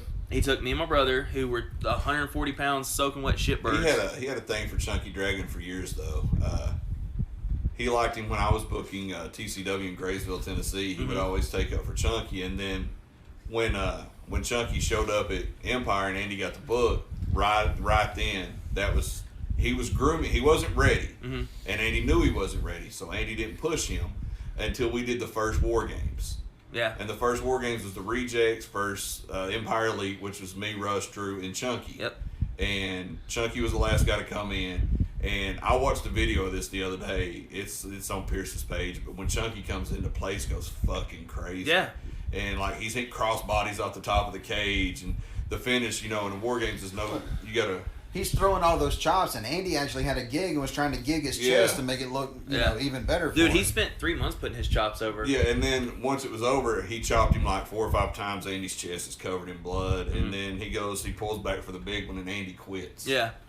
And then Chunky's made and has a great run as champion. But Andy I've never heard that. Wow. That is Really? fucking awesome. No, they It's like culture. they tied him up in the ropes and they were putting his like, chops literally. over for months. So like you take one bump and the rule was I don't care if it's Johnny Viper or Ben Thrasher. Chunky chops you once, You're bump to bumping. it. Bump. Yeah, and if he chops you twice, Thank you God bump he was and my sell. partner, though. I didn't have Right? to bump.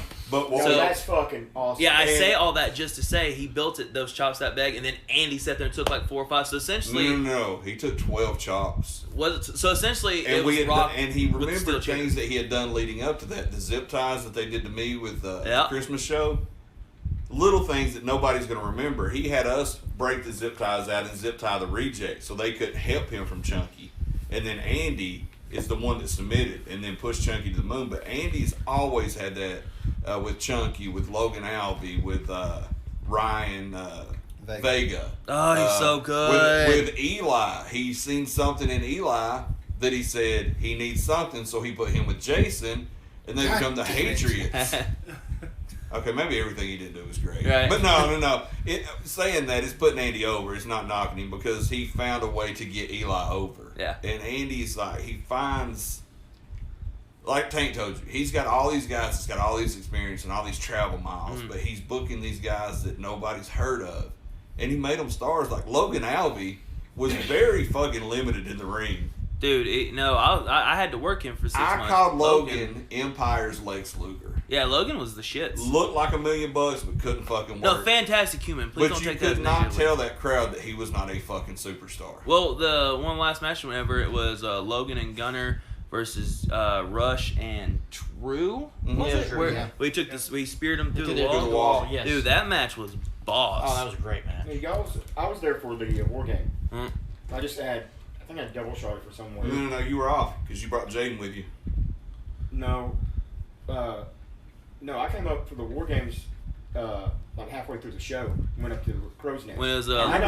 I remember you sat up there with me, but I thought Jaden was with you that was a then. different time I took Jaden. Okay. Are you I took talking about- Jaden when I quadruple shot that one time. Okay. Are you talking about Illuminati and Yeah, Rejects? he stood up Eagle's Nest and watched it with Yeah, me I just beside wanted to Ricky. see- That was fun. Actually, he stood behind me. Yeah. What were you thinking with the cannonball? Shit. No, so it honestly got started as a rib. Because Tank was just in such a good mood that night. Like I said, whenever he came in, he grabbed Viper, and as he was coming in, he was literally going boingy boing as he's bouncing him off the fucking cages and stuff. Like, so he's just in a good mood that night. So my brother was like, or no, Tank was like, hey, you know what'd be funny? Which is Tank's way of saying, here's this spot I got. And he goes, it'll be funny. Brandon, you hop on my back and you give me a sleeper. And of course, I'm gonna no-sell because you weigh 10 pounds. And I'm gonna go over there and give your brother a cannonball. And I was like, yeah, that'd be cool. And he just kind of looked at me and goes, yeah, it would be. And I was like, fuck me. So I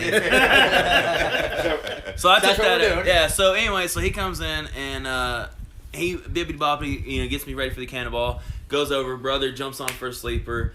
He takes off running. And I'm sitting there, I know whoever's listening can't see this, but I'm sitting there on the thing, and for some reason, as he's jumping, I thought it'd be a good idea to do this to protect myself. Oh no. And put my ribs across the thing, and all that weight hits me. Yeah.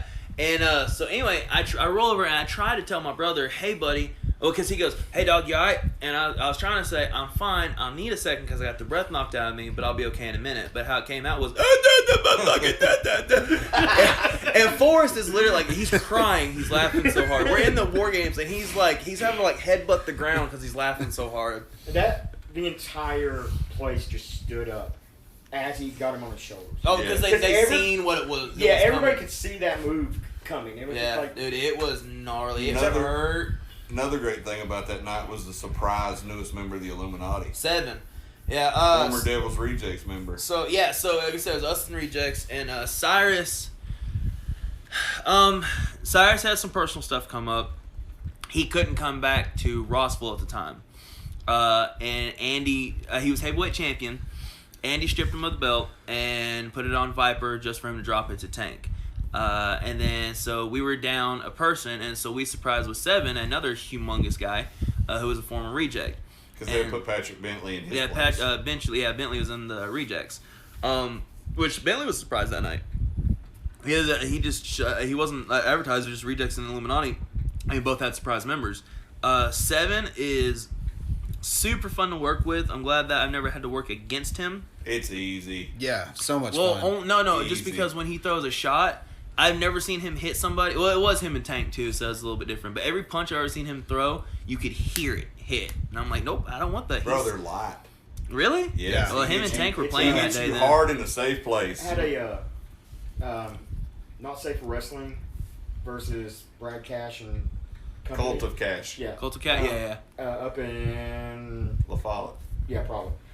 And Seven and I I just fight all over the place. Gangrel was part of that team and all that. So of course I go with Seven because I don't know, I'm an idiot. But Got the same size. You're on the yeah, same- same size. Same Yeah. color. I think I'm 6'5" now. I've shrunk a little bit. Mm-hmm. And he's still like 6'9". With your 6-inch lifts.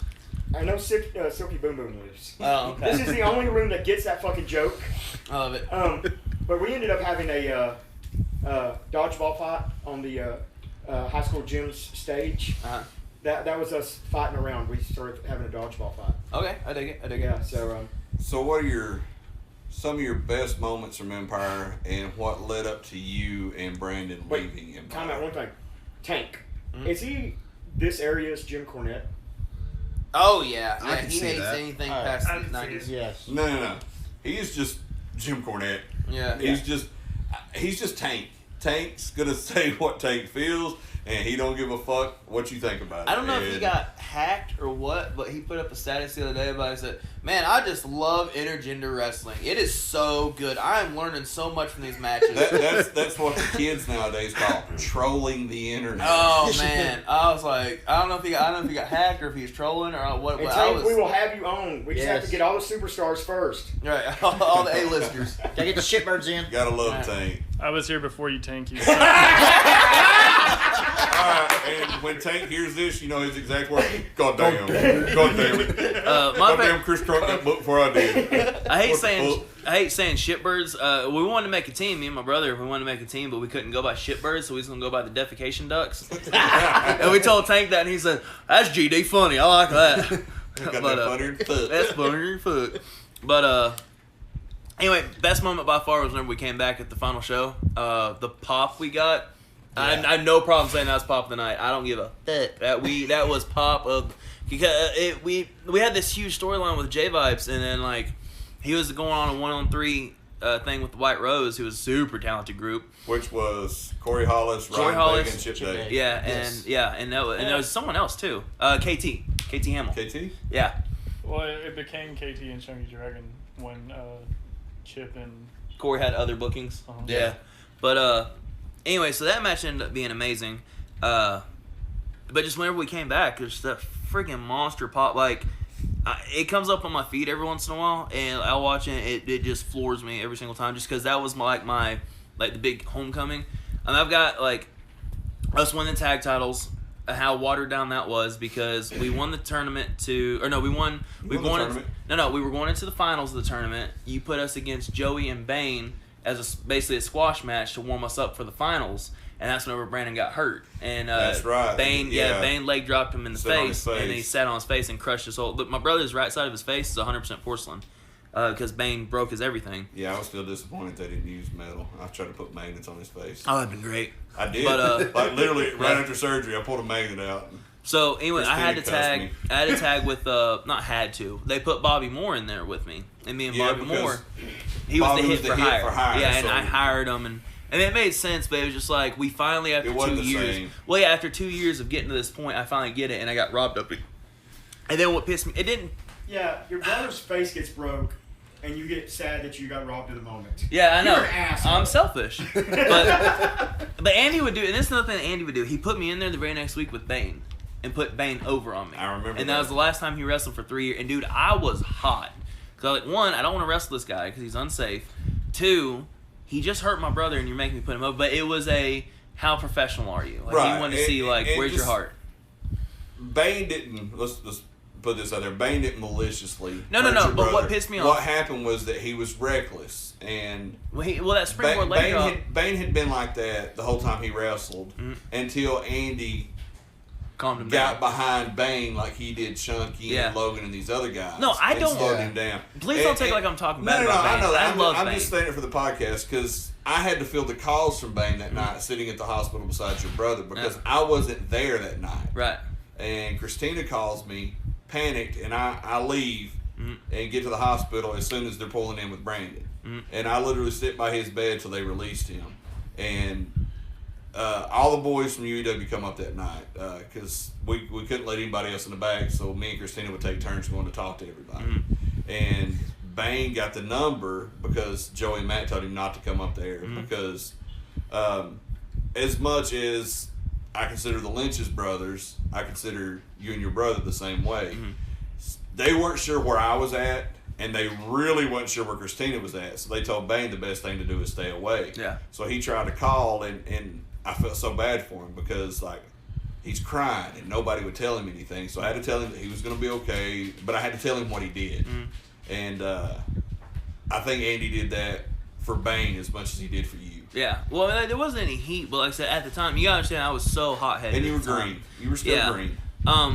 But what I love about that match though is we had the finish all ready to go. Well, brother takes the leg drop less than 4 minutes into the match. Okay. Yes. He rolls the outside, says, "I'm hurt, I'm done," goes to the back. I'm out there as a handicap match because I came to the back to check on him and I was like, "Hey, do you want me to go back out? What do you want?" And he said, "Go ahead and handle it, handicap." And he said, "I'll get the finish out to you and the ref." About 2 minutes later, here comes J Vibes, who was main eventing that night. But literally, I'm in there, I take the bump, and we do the double down. And I'm literally laying there, and I'm calling the finish to J Vibe from the thing. You know? Right. So we come in, watch for the super kick, hit your spear.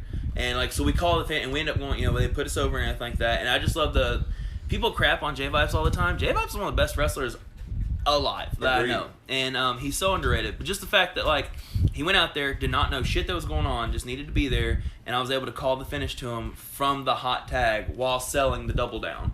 And all this happened in less than 5 seconds, 6 seconds. I mean, it felt like an eternity, but 6 seconds, and he had the match. He was ready to go. Hot Right. tag, bam, bam, bam, finish. It was great. That was what is it? Roderick Strong came out for Yeah. the Yeah. NXT match. Yeah. Yeah. I had Bobby that happen. Fish got hurt. You were there the first night of UEW. Homeboy gets hurt wrestling Murder and Adrian. Yeah. I wasn't going to wrestle. Had to come out, and I knew nothing at all. So I come in, I jump right in the ring, I start throwing hands with Murder. I was like, take heat on me because I don't know shit. So I get my shine. They take heat on me. When it's time to go to the finish, Adrian posts me. He said, stay down. We got it from here, brother. Yep. I don't know. I just love that. That always stands out to me. Well, that proves how good Josh is. Yeah. Oh, he's incredible. But anyway, all that those are the two big ones that kind of stand out to me. I mean, I've got plenty other, but that one was it sucked, but it also got to show like how good of a unit. That's how I knew Right. Viper and my brother and I were such a good unit. And Mitch, obviously, Cyrus is too. I'm not trying to say not, but that night was like our big like. You can take one of us out And it put was the other one usually in. always just you three. Yeah. Cyrus was Yeah. there sporadically Yeah. because he had moved to Blue Ridge and was Ridge. doing a lot of work for Woody Yeah. at the time. So, why we left. And Gunnar Miller thinks I hate him. He's actually said on his podcast, I don't know why they hated me. And Tank was like, oh, it's because, you know, they worked their ass off, or however he put it, I don't remember. But I don't hate Gunnar. I mean, looking back now that I know more about the business, he was in it. He looked amazing. He looked like a fucking star. He sold tickets because all the college people were coming. He sold merch. I mean, why would you not make this guy a star? And looking back now, you're mature enough to understand it wasn't him that put him in No. that position. It was Massey, and I can't be mad at Massey for And it Andy. either. Yeah, and Andy. Like, I can't. Andy was the booker. Yeah, and again, Josh, I call him Josh so much. Freaking Ace Rockwell. Ace Rockwell taught me so much. When we got done with War Games, Massey met us at Gorilla and hugged me and my brother and was like, don't ever let anyone say you can't main event again because fuck them. You just showed them that you could. And that has stood with me. Like, to this day, I'm still like, no, I can carry a card. Like, I'm not the best on the card, but I can carry a card. But That was mine. Once you know how to get over, mhm. you can get over anywhere. And that's Yeah. like I said, and Josh had told us, or Massey had told us that Josh 1,000 times. is- Like I did He's so smart. Ace, yeah, just little things that people don't ever think about on just like how to apply a headlock. How to put your toes when you're chaining. yeah. And Drew and I were lucky enough. We were the first guys in the business to ever hook up with what we called at the time the Saudi Boys. Okay. We were wrestling at a shit show in Rossville, and they showed up. And when they showed up, I remember Drew, it was me, Drew, Rocky, Gene Spurlock, and Danny Spurlock standing in the back calling a match. And they pull up, and when they get out, they're all in their backyard gimmick. Right. And all the old folks are like, man, fuck that. They're just here to take away from the show. Me and Drew got excited. We're like, no, they're young guys. They're going to appreciate some of the stupid shit we do. And so that night, we actually talked to them. Well, that night was the night Dan was in the crowd calling the matches better than the guys that were calling the matches. So I was like, okay, you think you can, and put a Yeah, microphone he pulled him in up. Dan's mouth. After that, Dan was hired. Not long after that, Dan went with Adam Jacobs and I to Wildside just to watch. Mm-hmm. He met Bill Behrens. Bill was like, talked to him and everything. So later that week, we're going to have a spot show in Athens on a Wednesday. And he goes, bring your friend the ring announcer. So I called Dan, and Dan's working a legit 6 to 5 job, like 6 in the morning to 5. Jesus. And so we drive all the way to Athens, which is 3 hours, do the show, hang out because we're at a bar, and drive back.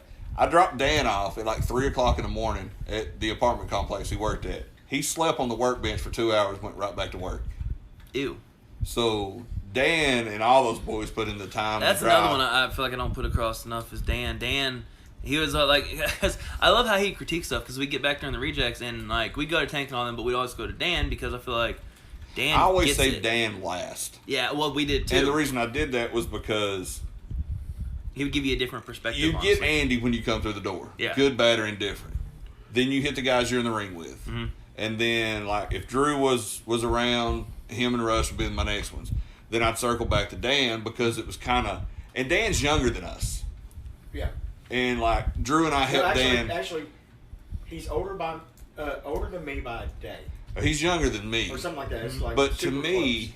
And we helped Dan get his foot in the business. And he did great for himself. Can't take any credit for what he did. We just got him there. You know what I mean? But I love how Dan But would when you critique sit and talk stuff. to him, it's like you're sitting under the wizard tree. Oh, It's I know. like- Well, it's the beard, especially when he's it's- in gimmick. It's like, well, man, that was pretty good what you did, but except for that one part that sucked ass, and that was pretty terrible. Or, But don't do that one there. Yeah. Save that for here. hey, you remember that spot that you did? Yeah, never do that again. That was the shits. But other than that whole, and abortion, it was that's a good what match. was great about the Empire dressing room was you had so many different guys to give you critique Bro, you had Ace. different ways. You Like had you had Andy that's Dan, gonna, if Andy. it's great, he'll never tell you it's great.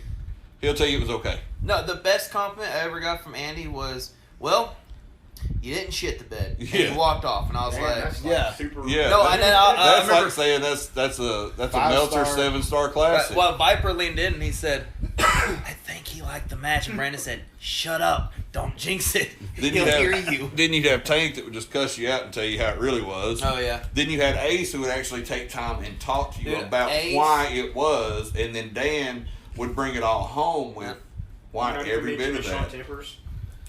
Tempers, I worked Tempers in- was always in the other part of the. I just mean like wrestling minds in that locker room. Oh yeah, Tempers. Yeah. had a great- Temper, no, dude, Tempers, no. Here's your Tempers- perfect example of Tempers' mind and Andy's together. God, you're clumsy. Tempers and Andy. Andy's retirement match.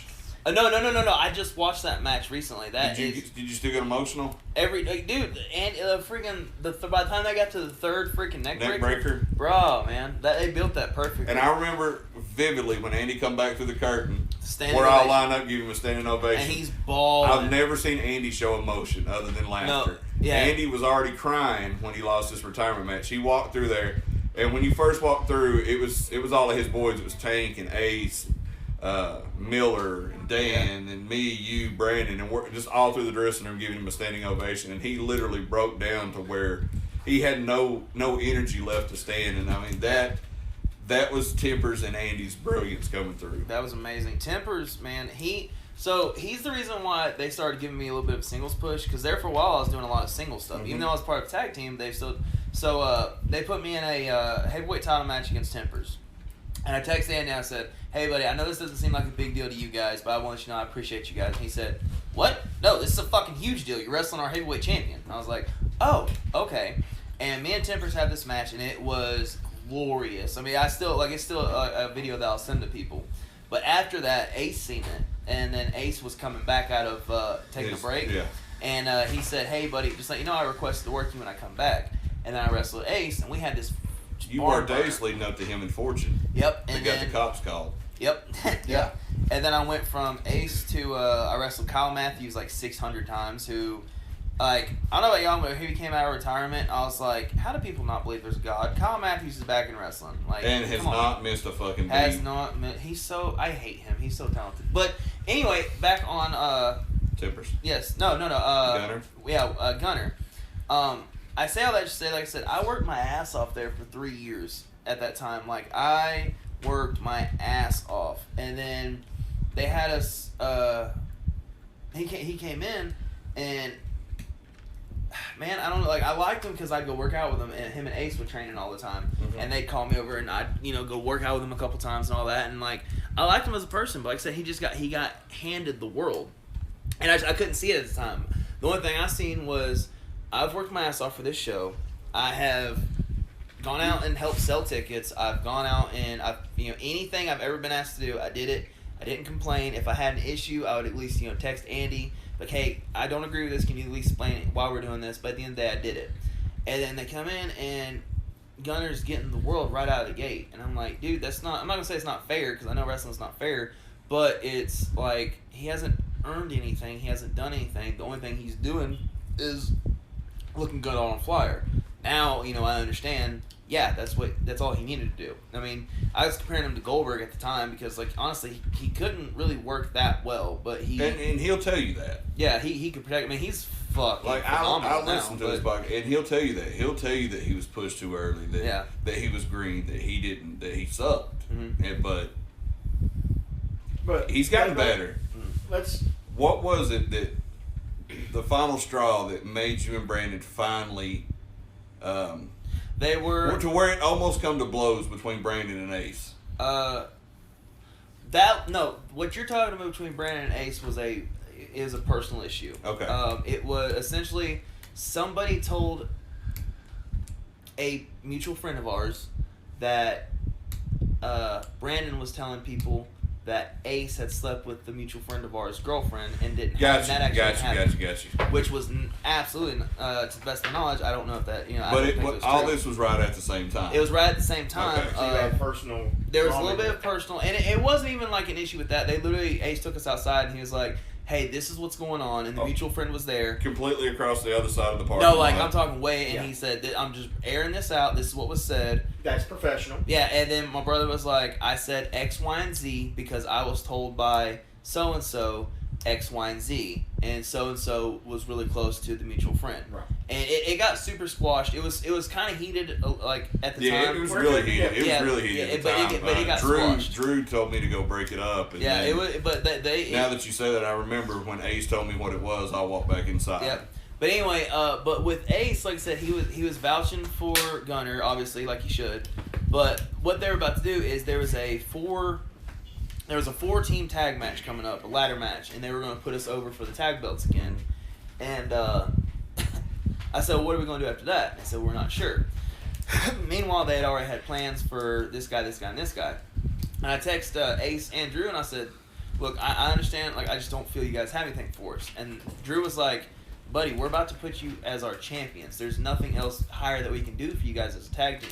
And I said, okay, we've done that. Like, I feel like we're just getting lost in the shuffle. I feel like we've done a lot for the show. I feel like we still have a shit ton to offer. Like, if you need to break us up, if you need to turn us babyface, like, we're open to ideas, but I feel like you guys are just, at this point, we're just showing up and, doing stuff. Like, we'd worked the Wild Stallions, like, 9 times at that point. It was the Stallions and, what'd they go by? Double Dragon. Dragons.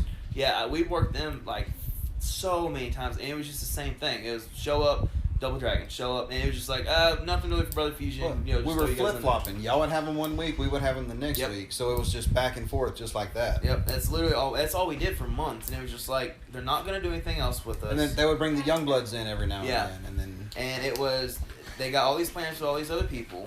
I mean, we still have a lot to offer. Obviously, this isn't gonna, you know, they're not gonna offer us anything else, so we're gonna have to go out and look elsewhere. So we went to, working for Woody again, and we caught so much heat about it because everyone thought it was like, we're leaving. The only reason they left is because they weren't getting their way. And this got brought to us, and I can say it now because we talked about it. But Drew said something along the lines of the night after we left. He said, look at Brother Fusion. They weren't happy with where they were, so they left. If you're not happy with where you are on the card, leave. And what was told to us was, hey, just letting you guys know, Drew's talking shit about you guys. So I No, texted what you said. That sounds exactly like Drew. And Right, yeah, and that's not me. I was there. That was Right. not me. That's exactly what was said. But again, and Drew's not a shit Telephone, talking kind. telegraph, tele Exactly. So I texted Drew and I said, hey, buddy, just let you know, this was said to me. If it was said, I don't appreciate it because we've done a lot of work for you guys. I said, I'm not trying to accuse you of anything. You know, what was said? He said, the only thing I said was this. And then he ran to me. He said, you know how wrestlers are. He said, you know, I shouldn't have even mentioned your name. It was kind of like a heat of the moment.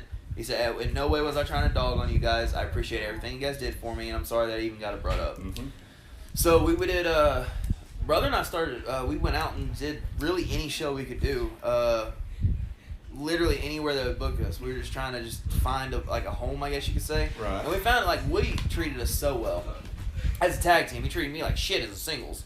But Bullshit. no. That wrestling classic No, was no. all Now, about you. No, that Pure Wrestling Classic was built for me, I know. But, okay, so it was a no top rope invitational.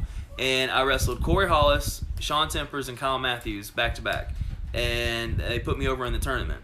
And the very next match, No punches. No punches. Yeah. No strides. No, I was it supposed was- to be at 2 of them. I Legit forgot. Ring of Honor, early 2000s. Pure oh, it division.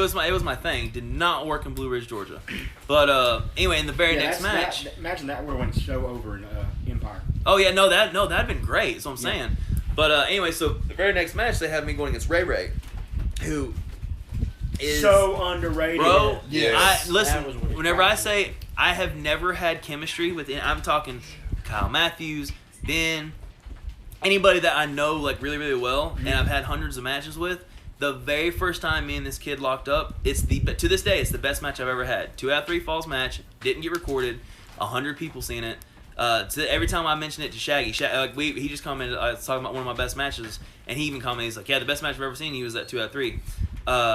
Puts me under in that, which I had no problem because that was the match that made Ray Ray. He had just won a title, and this was like his first quote unquote big Right. defense. It was the current champion wrestling the Pure Wrestling Classic champion, Right. and it was like super big deal. Woody like stopped the card. It was main event. He like stopped everything after the match and like made a big deal about both of us being like 2 of his bastard kids that he'd helped raise in the wrestling business. Like it was one of the best nights as far as I'd ever been a part of. And every time me and Ray's ever touched since then, it's just banger after banger after banger. I've never seen anybody have a bad match with him. You can't. If you have a Ray bad Ray? match with Ray Ray, No. If you have a bad match with Ray You Ray, suck. it's your fault. Yeah. Yeah, I've said that. I always say the same with Leroy. Leroy Lewis. Yeah, If you have a yeah. bad match with Leroy Lewis, It's your fault. yeah. Even Yeah. if it's just a straight comedy match. Yeah. It's still entertaining. All right, so we got the Woody stuff. Let's hit on TWE, Okay. and then we'll work that into UEW into where you are now. Okay. Wrestling at TW is you Booker or me booking at TW? Quick on didn't both. you, Yes. We got didn't you time wrestle to go. there before? Okay. I started booking. I had been Did you there here wrestle and there. for Drew, maybe. Yeah. Or- No, I wrestled. I honestly don't remember. I know I worked there whenever Chris was booking for a second. Because I appreciated how you made a really big deal about us coming in and wrestling 13th floor, which was super good. Yeah, that was after, right? Yeah, that was way later. TW was my best singles run ever. Ever. I mean, you had me in there against Nick Stanley. Nick Stanley, which is super good. We did Uh, one up there. Yeah, me and you wrestled. We did a hell of a And program. me and you, the best match I ever had at TW was against you. Matt Gilbert, I wrestled him up there. That was a super good match. Do you remember the lead up to our program? As far as me and you The going back. vignette we filmed that went Yeah, horribly wrong. no, it was horribly right. No, motherfucker, it We went did horribly wrong. super long, basically to end it. I jump him in the locker room. Well, I put his remember arm. they had the lockers. Yeah, they had the lockers at the time, and I put his arm in the locker. And I was gonna kick it closed, right? And it was gonna hit and fall off. So he had his shoulder in there, right? I kick it, and the sumbitch is closed, and it stays closed. He and kicks his arm's high. I He kick kicks high, so it 'cause closes and up he here. kicks where the latch is. So it's literally legit fucking stuck. It look, and of course we're just like we have this like, keep going. So we just keep He rolling. had that. I didn't because the motherfucker hurt. Yo, he was mad. Get this motherfucker off me. And nobody could get it off. Like, was awesome. Somebody had to go get 2 pry bars and pry it to find it. I sit in there for over 6.5 minutes with my arm literally in the rotator cuff that I had tore in the ring with Jason about 6 months earlier to where it was just hanging off the bone. But- Stuck in there. But then we come back and We ended it with we it was me and you. legit. We went 32 minutes. 32 minutes is me and you with my brother's special guest ref. It's And the he best beat me story. with the Belly to belly. off the top rope. No, no, we didn't do the top rope on that one. I hit you with 3 belly to Well, bellies. you gotta. And Whatever that's- you hit me with off the top, you'll have to say it from there because you knocked me the fuck out. yeah. Or as I told Davey, you knocked me the fuck out. Yeah, let's see. I remember you did the splash. That was the first time you ever did a splash off the top. And that was terrifying and painful. Yeah, I didn't pull anything. My knees are shot. No, and he even told me, he said, brother, I can't pull it. And I said, fuck it, it's going to look good. No. It was a My Russian. knees didn't take it. I- His abdomen took I it. took it. I superflied that No, bitch. I took it. He had abs at the time. Yeah, I was jacked at the time. It didn't matter. I had more chemicals in me than most fucking detergents. But anyway, that ended up being incredible. It was a Russian. I gave you the Russian off the top. Or off the middle. On my head. Yep. We still went 12 minutes after And that. I hated it because that was, I don't care what anyone says, that was the match of the night. Then I got dare you. fired. Yeah, and then we get fired the next day. Yeah. But, Well, no, they waited to fire us till Monday morning. right. Me booking at TWE, Which that wasn't that long ago, maybe a year ago. it was a year January I got fired. Okay. So they come in, and me and Jaden was basically living with me at the time. He wasn't living with me, but he had a key to my house. Right. And he'd show up, and he'd be there for 2 or 3 weeks, and then he'd leave. What- Jaden... Didn't you go back, not to cut you off, but after I quit booking, when they were booking by committee, when it was, I think, Jaden, Roger, and Jaden, Crunk, Jaden, and Roger, is that when you went back when you worked 13th floor? No, Chris had, to the best of my knowledge, you had full book at the time, didn't you? Yeah. Yeah, Christopher had full book at the time. That's that might be my last show ever there. I think it was. I Well, think after that and I was again, gone. and I don't mean to sound like I'm crapping on, but they have a thing where if you're a booker and you have a really, really good show, they fire you. Yeah. Yeah. If you consistently draw sellout crowds, they Yeah. fire you. But anyway, no. So I was, and Crunk Jaden. laughs because it's true. Yeah. Well, Jaden was. He's like, he's going over the card, and he said, "Man, I got this. Is what I got." And I said, "Well, I'm not trying to, kind of look at it." And I said, "Well, you can do this, this, and this." And I said, "What's your finances?" And he told me, and I adjusted this. And so he calls Grandbud, and he said, "Hey, me and Jason's going over the card. We found this. And Grandbud was like, "Jaden, that's some pretty damn good help. And you gotta think about your finances." So anyway, I said, "Hey, if you ever need any help, booking, I've never done it before. I'd love to." And he asked Roger, and Roger's cool with it. We worked awesome together, me, him, and Roger. We would have booking meetings every week. We'd call each other, or we'd be on a 3-way video call or something like that, and we'd all be cool with it. But we get there the night of whatever the January show was. Anyway, It was New Beginnings if they kept that going. no, it wasn't. It was something else. But anyway, I get there and we put the match on the matches on the card, and Roger gets Roger gets there and he said, "So you guys just gonna put the card up and we're not gonna talk about it?" And I said, "Well, Roger, we've been this is the matches we've been building to for the past couple months. We all know what the card is. We didn't have to talk about it." And he goes, "Oh, okay."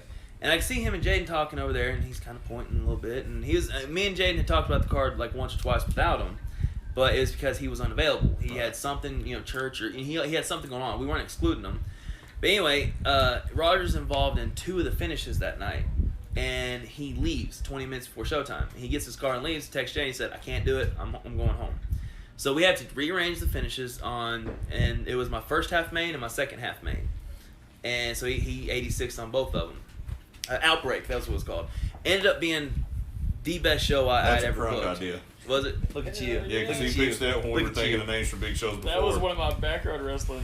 Yeah. But anyway, and Outbreak. The hybrid title name was all Crunk. Okay. Because I hated the pure title. You can't have a pure title if there's no fucking pure rules. Right. So I told But anyway- Crunk, I was like, we got to change the name. So that was on Saturday, and like I said, it was the crowd whenever I first started booking, at least my first night as booker, I had a big meeting and told them how it was going to be, and a lot of people left.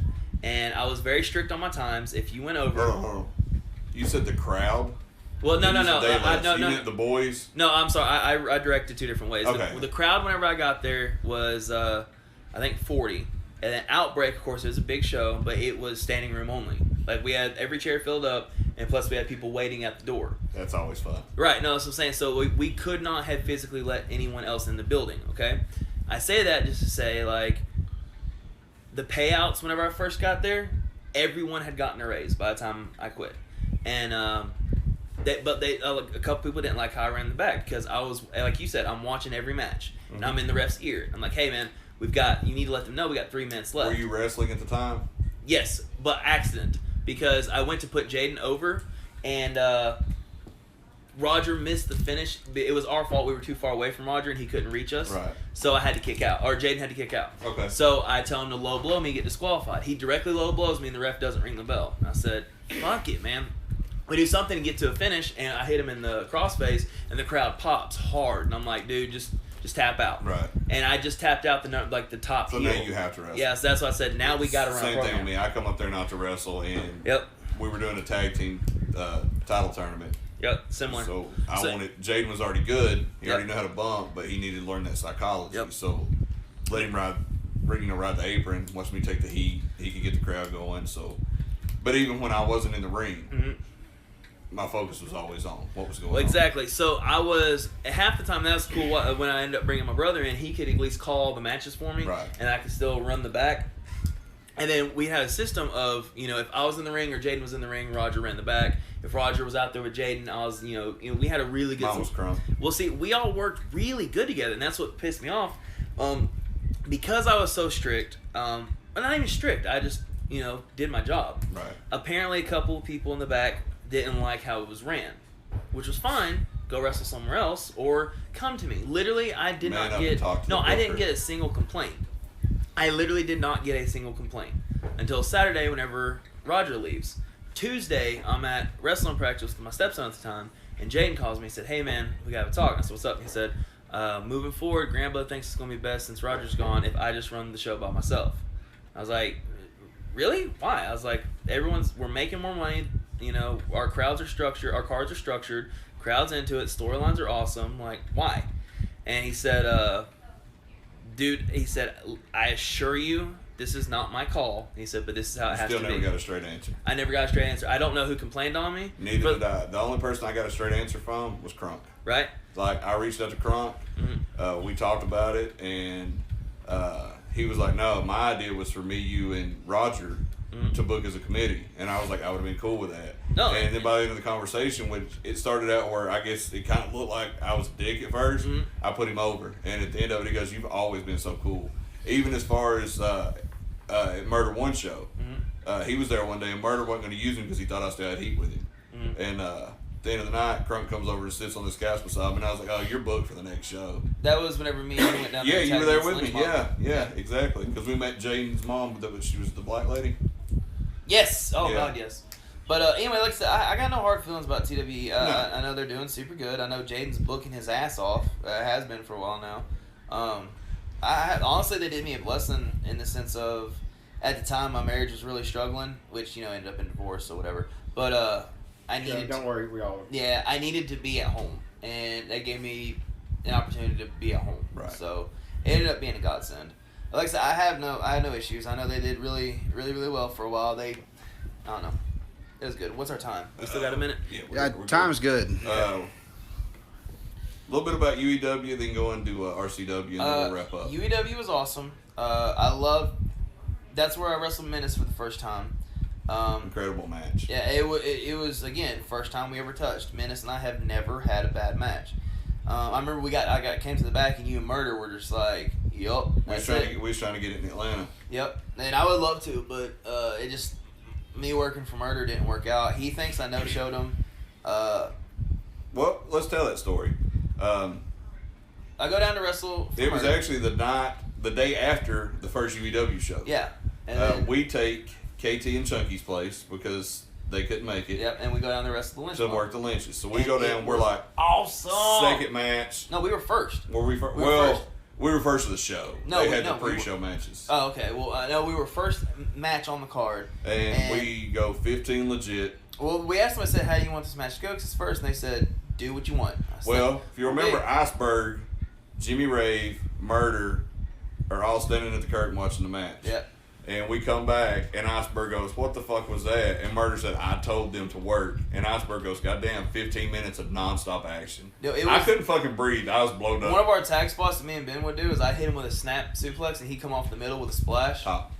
No, the I tag had spot to you do in the the I had to middle. do the middle there because Yeah. the Rufus. But no, that match was boss. I remember as you hit it, because poor Matt always has to take the heat, and I hit the snap. He says, "JD, don't let him kill me." And as you Yeah. jump, he goes, "I love you." And it was their first night there too, so it was kind of like a tryout night. So, Works well for people. the Lynches get Working over. tryouts with Ben never works well for me. No. Well, it worked well for us, Yeah.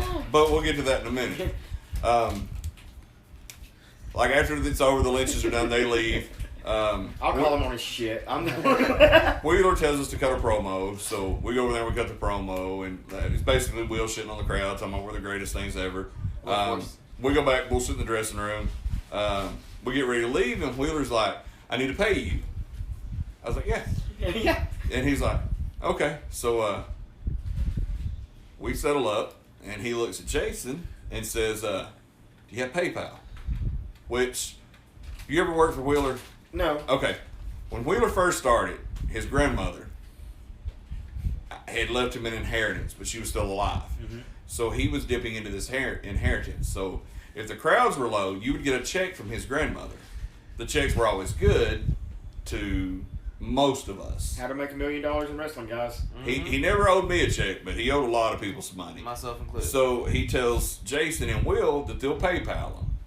That he'll PayPal them the money by, I think it was Wednesday. And I called, never got a call back.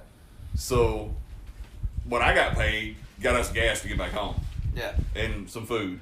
Yeah. And so then Murder wanted to keep booking him, and Jason said, "I'm not coming until I'm paid for the last show, plus this show in advance." And then with that's Murder. not- Well, I take that back. You told Wheeler that. No, I told Will that I And love then working with Murder booked him again, not knowing the situation. Right, and so I see Murder at UW, and he said, "Dude," I said, "So when we gonna talk dates?" He said, "Fuck that. We ain't talking dates. You no-showed me." And I said, "Brother, when did we talk dates?" He said, "I had you booked for my card." And I said, "Can you show me where I confirmed?" And he's like, "No, man. Last time we talked," I said, "No." And I pulled up my text and I said, "Look, bub, right here, we was talking about it. We never confirmed. You said let me get back with you, and that's the last I heard of it." And he's like, "All right, yeah." He said, "Well, regardless, how about I book you again?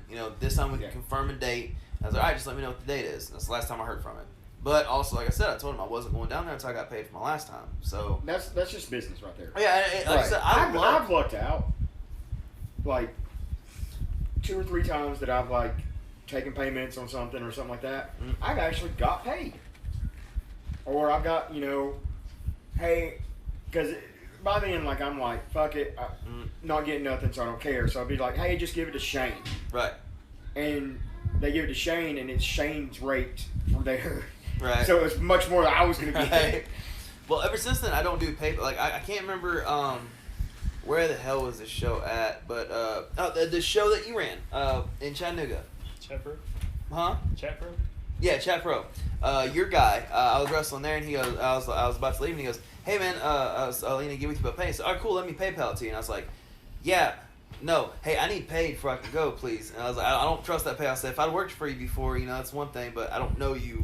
I kind of need you to put money in my pocket tonight." And he's like, "Oh, yeah, not a problem." And like he squared up with me perfectly. So. But ever since then, I don't trust PayPal unless if Woody said pay. Actually, no, I wouldn't trust that because Woody doesn't know how to work PayPal. But Good if he weren't the internet. that's what I'm saying. So, but anyway, he knows. Never mind. He's a Christian So now. Menace was good, but if I was thinking what you would say your highlight of UEW would be, it would be teaming with Will and being the tag team champions. It was bittersweet because it was so fun. The matches were always really good, and Will's issue was I've been wrestling for 10 years. I'm not coming in as a manager going to wrestler. And I said, okay, literally no one here has ever seen you wrestle. They don't know you're a wrestler. They know you're a big guy, but they don't know that you're a wrestler.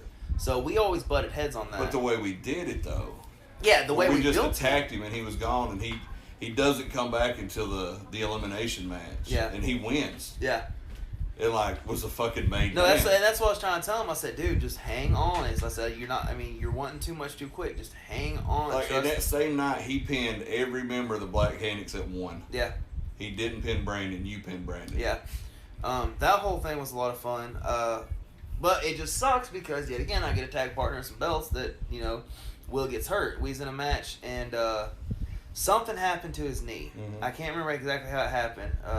Well, it was in that hard ring. Yeah, I think he played it wrong when he went to pose for the spine buster. Man, he did something, man, but he busted his knee, and he had to drop the belt. We had to drop the belts, and we did that cool storyline where since I was stripped of my belt, I got to wrestle Shane Daniels for the heavyweight title, Which ended was up another being good program. Yeah, that was actually my last match at UEW because I took Shane's finisher, the fucking Baldo, but I worked his arm, so he gave me one hand Baldo, and I took that in your ring, and I was like, fuck this ring.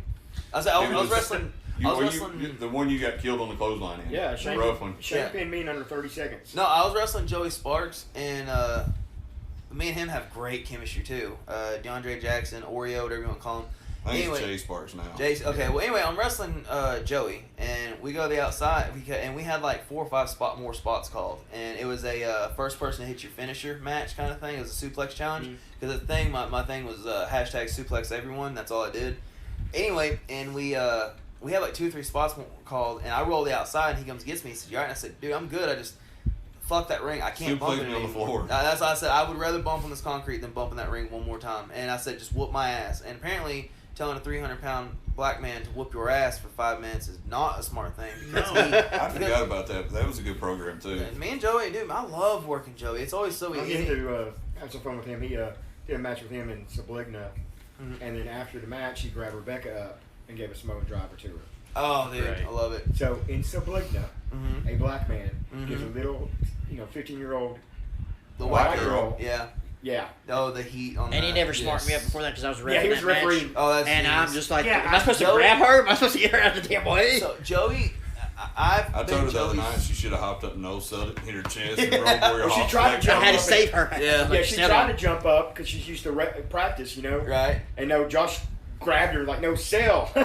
So this next one is something I'm interested in how you're going to act, because we've already put it over a lot, the changes, and none of these other guys here are in our group chat, the locker room chat from Chatsworth, so they've not seen what you posted. So how did you end up back at RCW, and So, how are you enjoying it Viper calls the way me. that Tyler's got it running Oh now? man, Viper calls me, said, "Hey man, I got a ladder match, and then we're trying to figure out how to. I mean, it's a 6-way ladder match. I've never lost a ladder match. We're trying to figure out a way to save it."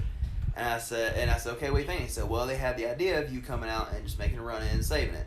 And I'm like, all right, cool. Quick run in, maybe lead to a match or two. I wasn't really wrestling at the time. I'd actually taken like 6 months off. And I came back, and the crowd was just hot, and I was like, okay, this works. And I was looking around there, I was like, man, I don't know this guy, I don't know this guy, I don't know this guy. And I was like, there's a lot of people here that could be good. And I was talking to Tyler, and Tyler was like, because every time I come to a show, Tyler texts me the second he leaves. He said, what'd you think about the show? What could I change? And it's always done that. Well, I told him, I said, well, man, if I were in your position, I would get rid of Joey Backyarder. I would get rid of Cecil Sucks Ass. and I Brother, would- drop names. We don't care. Right, well, it's just a bunch of people aren't there anymore. Same people All that- the more reason to say their names. I'm sure the same people I told him. Well, yeah, exactly. Honestly, I can't remember half of them. It's just they were all just forgettable BCW The way guys. I worded it was, if they're lifetime Chatsworth or Dalton wrestlers, cut them. Mhm. Well, how I told him was that if you're paying him $5, save your $5. And he did, and he's bringing me in. He puts me. I remember what did it for me was, like I said, I hated wrestling. I did. Like, I was so okay with not being a wrestler anymore, but because it made sense. I had a match with Mikey because I ended up Mikey was on the ladder with Viper, and I came out and gave him the burning hammer off the That was my ladder. first night there, you and Mikey. Yeah, and then me and Mikey had a pretty good match. I was like, okay, cool. But I got in the ring with Paul Manson, and I came out, and it was just one of those, like, the heat I got was amazing. And he came out, and the pop was just louder than anything I'd heard since I've been He's back. over. And so I looked at the referee and I said, we got him and we haven't even locked up yet. I said, we have every one of these mother effers and we've not touched. And I said, we got him. And by the end of that match, about 10 minutes later, I loved wrestling again. I told Paul, he said, dude, I can't thank you enough for that match. I said, no, dude, you made me fall in love with wrestling again tonight. Like, you gave me my love for this stuff back. And then I started having matches, like super good matches again. And then I got with Dorian Crow.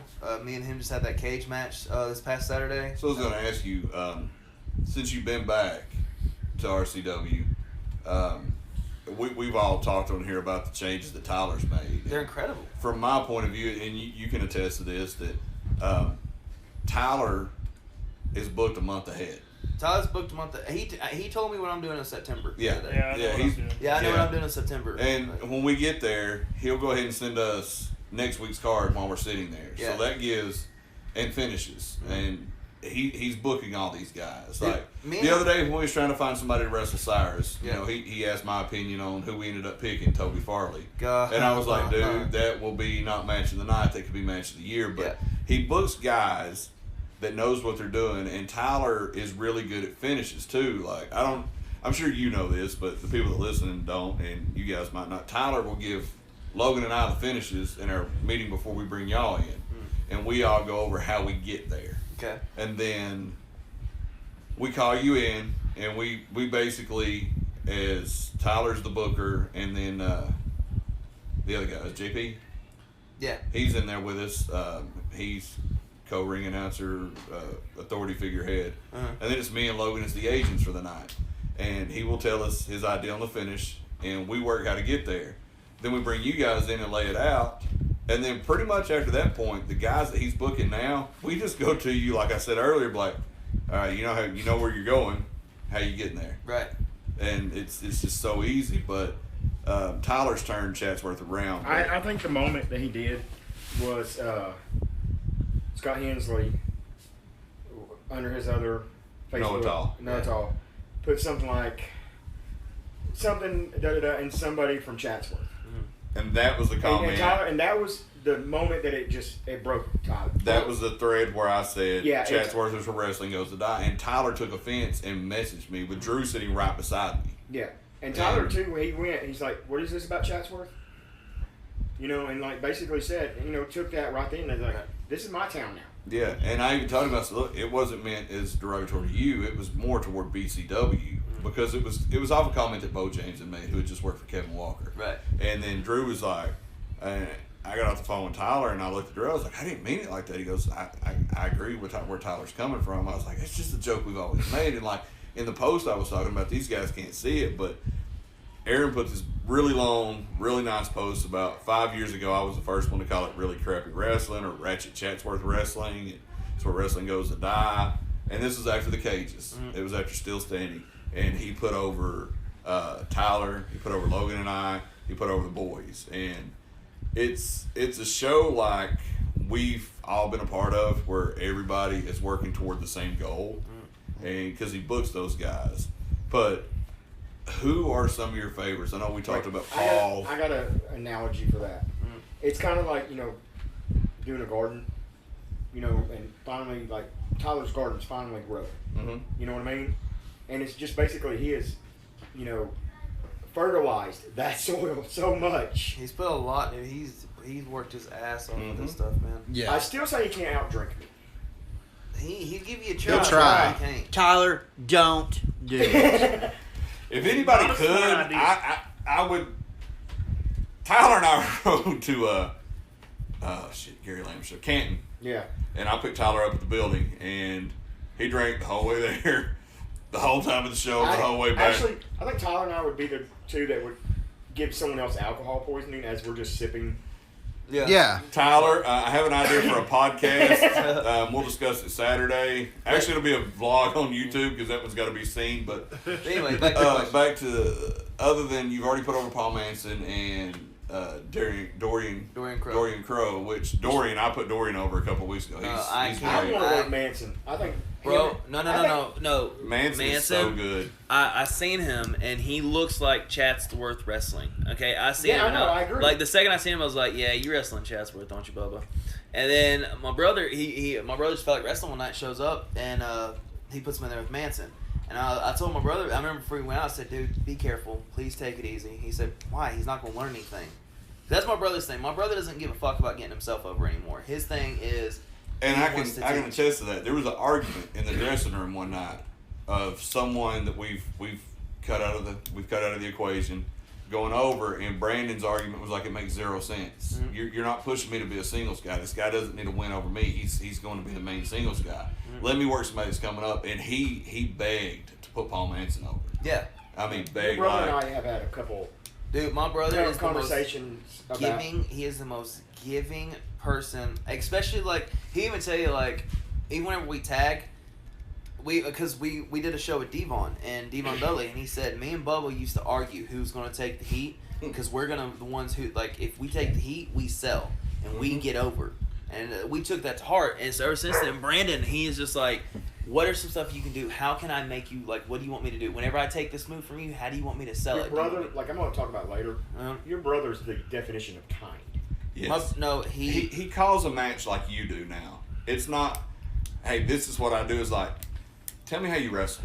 yeah, he. Tell me your big spots. And what I love about it is in the middle of it, as you're talking, he'll be like, "Hey, so by the way, hey, you know, everything good with you? Like, how's your family doing? I seen that you posted online the other day. You know, your daughter just graduated. You know, how was her graduation?" Yeah. I'm like, he genuinely. My brother is. I hate putting him over, but he is. He's been my hero since I was 14. I'll be 29 in 2 weeks. He's still my hero. I And want to then be him so he will bad. take what that guy tells him, and he'll say, "Give me about 10 minutes." Yeah. And he'll come outside usually and sit there, and you can see him in his head going over stuff. And if he has a question, be like, "Hey, does this make sense, or what about this?" And be like, "How he claps his hands. Yeah, I got we'll it." get Then- excited. Then he hops up, takes off, calls his match, and if it's me or if it's Logan, whoever the agent is that night, he goes, "Tell me what you think of this," and then he'll run the whole match by you. Yep. And it's just. That's something that he's learned, Dude, he's and so he's so good. giving. But I mean, But- it's. But anyway, we talk a lot more on like texting and stuff. Just and it's never about wrestling. no, he's genuinely. He's kind. we don't even talk about wrestling at wrestling. No, I can't cover my brother. I can't. I'll sit here and talk about him for the rest of the night. Like I said, he's Here's he's another one. my And absolute this will hero. go over a lot of people in this, just beliefs, but he's a true Christian. Yes. No, he's not one of those guys that like. Now he'll put you in check, and a lot of people are like, "Oh, you're being judgmental," and he's like, "No, I'm not being judgmental. It's my job as." It's watching out for your brother. Yeah, he said. But he will also put himself in check. No, he's the first one to tell you, Yes. because someone said, "Well, aren't you just Mr. Perfect?" And he's like, "No, I'm not perfect because here's my testimony. I've done this, I've done that, I've done that, and I still was able to come back to Christ, who still loves me, even though I've done all Yeah. this. So because of that, I can at least say, this is still my job as your brother in Christ to put something you in check." And that's one thing we I've talked always about. loved about your brother. Dude, he's not fake. What you see is what you get. We talked on here that that a lot of times love Christ, hate Christians, Yeah. and it's because I've claimed my faith since day one, but I don't try to ever push it out there because there's people that believe different things, and I respect other people's beliefs. And it's just but that's something I really like about Brandon. If He's a every true Christian Christian. acted like that, So if Yeah, everyone yeah. was like my brother, this world would be exactly. Yeah, it would be so much better. But like, I could text him right now and say, "Man, I'm having trouble in my relationship," and your first he'll send me a Bible verse. And Yeah, like, and I can't attest to this. I can tell you it worked for me. He said, but if you look in Corinthians, it says da da da da. Like, here's a story to prove how great your brother is. And we'll have to tell this story at another point. But there was a incidental mistaken identity. I know that sounds stupid, but legit, that's what happened. And they come and talk to Jason and I at a Waffle House about it. They run us.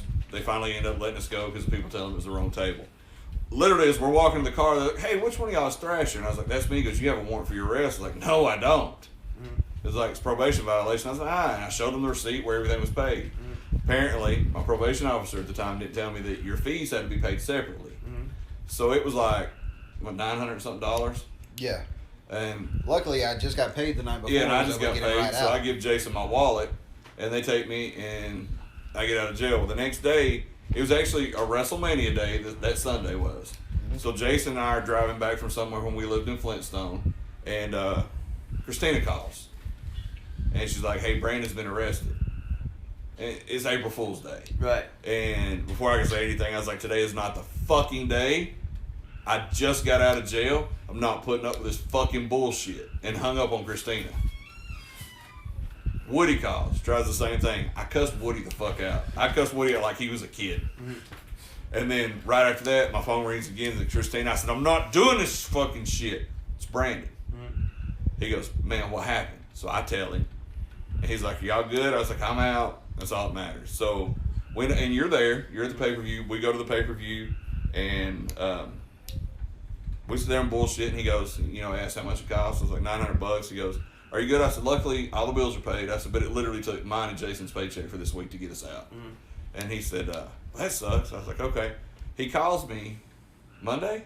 Yeah, it's the next day. Then he calls Monday. He said, hey, can you and Jason meet me and Christine in Ringo?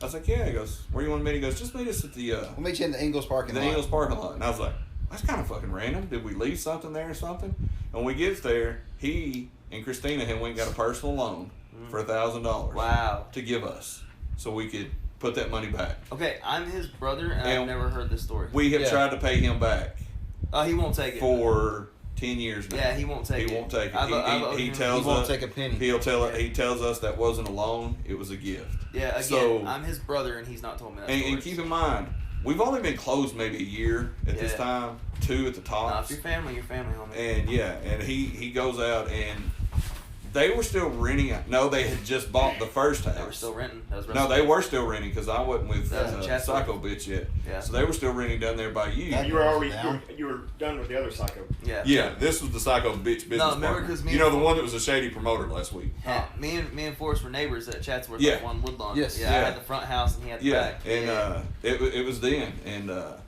dude. Front house was a bad house. Yeah, the front house. It had a roof leak. It had a hell of a roof leak. That's another one altogether. Fucking But anyway, back saturated. to Yeah, Put 'cause over we're gonna guy. end Mance. We're going to end this on that segment because we got to do all our other bullshit. Yeah, so let's we'll put over some more Chatsworth guys later. Right now, let's end it No, he's on. got a thought. Let him have his thought. Oh no, I was just gonna say I can't. Like I said, Manson is incredible. I think me and him could have some fun. Yeah, I think our style, you know what I mean? Like, yeah. put over a few we could tell a guys. good story and just do something stupid. Hey, I wrestled Paul Manson, and after we wrestled, he came to the back and said, "Hey, what should I do?" I was like, "You're a good wrestler. Your gear just looks like fucking shit, so you got to change it." Yeah. And he got gear. Yeah, like, No, Nice. like that's what I'm Nice. saying. If you tell him I something, was like, I've fuck. adjusted one of his spots, and he's like, Yeah. okay. And the next week he does it how I told him. I'm like, oh, look at you And learning. then I got a message from Scott Hensley, who was like, "Hey, I watched you versus Paul Manson. I think I'm gonna start using him on some Scenic City stuff." Look at He's that. good. Fuck yeah. So let's do our. Give us a guy that. he Yeah, needs to we're put gonna, here's over. our segment, the push one. All right, so it's people that you say you're going to put, should be pushed, should be booked, Okay. and just someone that's not the normal. Somebody that you've seen Anywhere or just anywhere, No, anywhere that anywhere. you've seen that is either a diamond in the rough or for some reason Or put in the work. Okay. or for It's some coming up. reason It they're needs not to be- they're not it needs to be getting seen the more. Either Rick Vidal or Andy Santos out of Indiana. love Rick. Yeah. Love Rick. Vidal is me. Can't book Rick if you have lights though. Yeah, he legit has seizures. He's epileptic or whatever Oh, it's wow. called, and the flashlights, the strobe lights at Empire almost put him to a seizure. Rick Vidal and Andy Santos. I wish I could remember his other name. He's got a brother named Justin Sane, and anyway, yeah, Andy Santos is like his main gimmick. Down here, Toby Farley. The fact that Toby Farley isn't wrestling full time for a full time living pisses me off because Agreed. he's a godsend to wrestling. And that match is going to tear it up. I cannot wait to see Yeah. that Him match. and Mitch are gonna be a barn burner. I'll film and send to you guys that y'all be at Yeah, the we'll other be in show. GWA, yeah. Thank you. Appreciate it. Don't do it while we're there because we won't get no fucking service. No, we're all meeting back here after the show's to drink. Remember? I think. Yeah.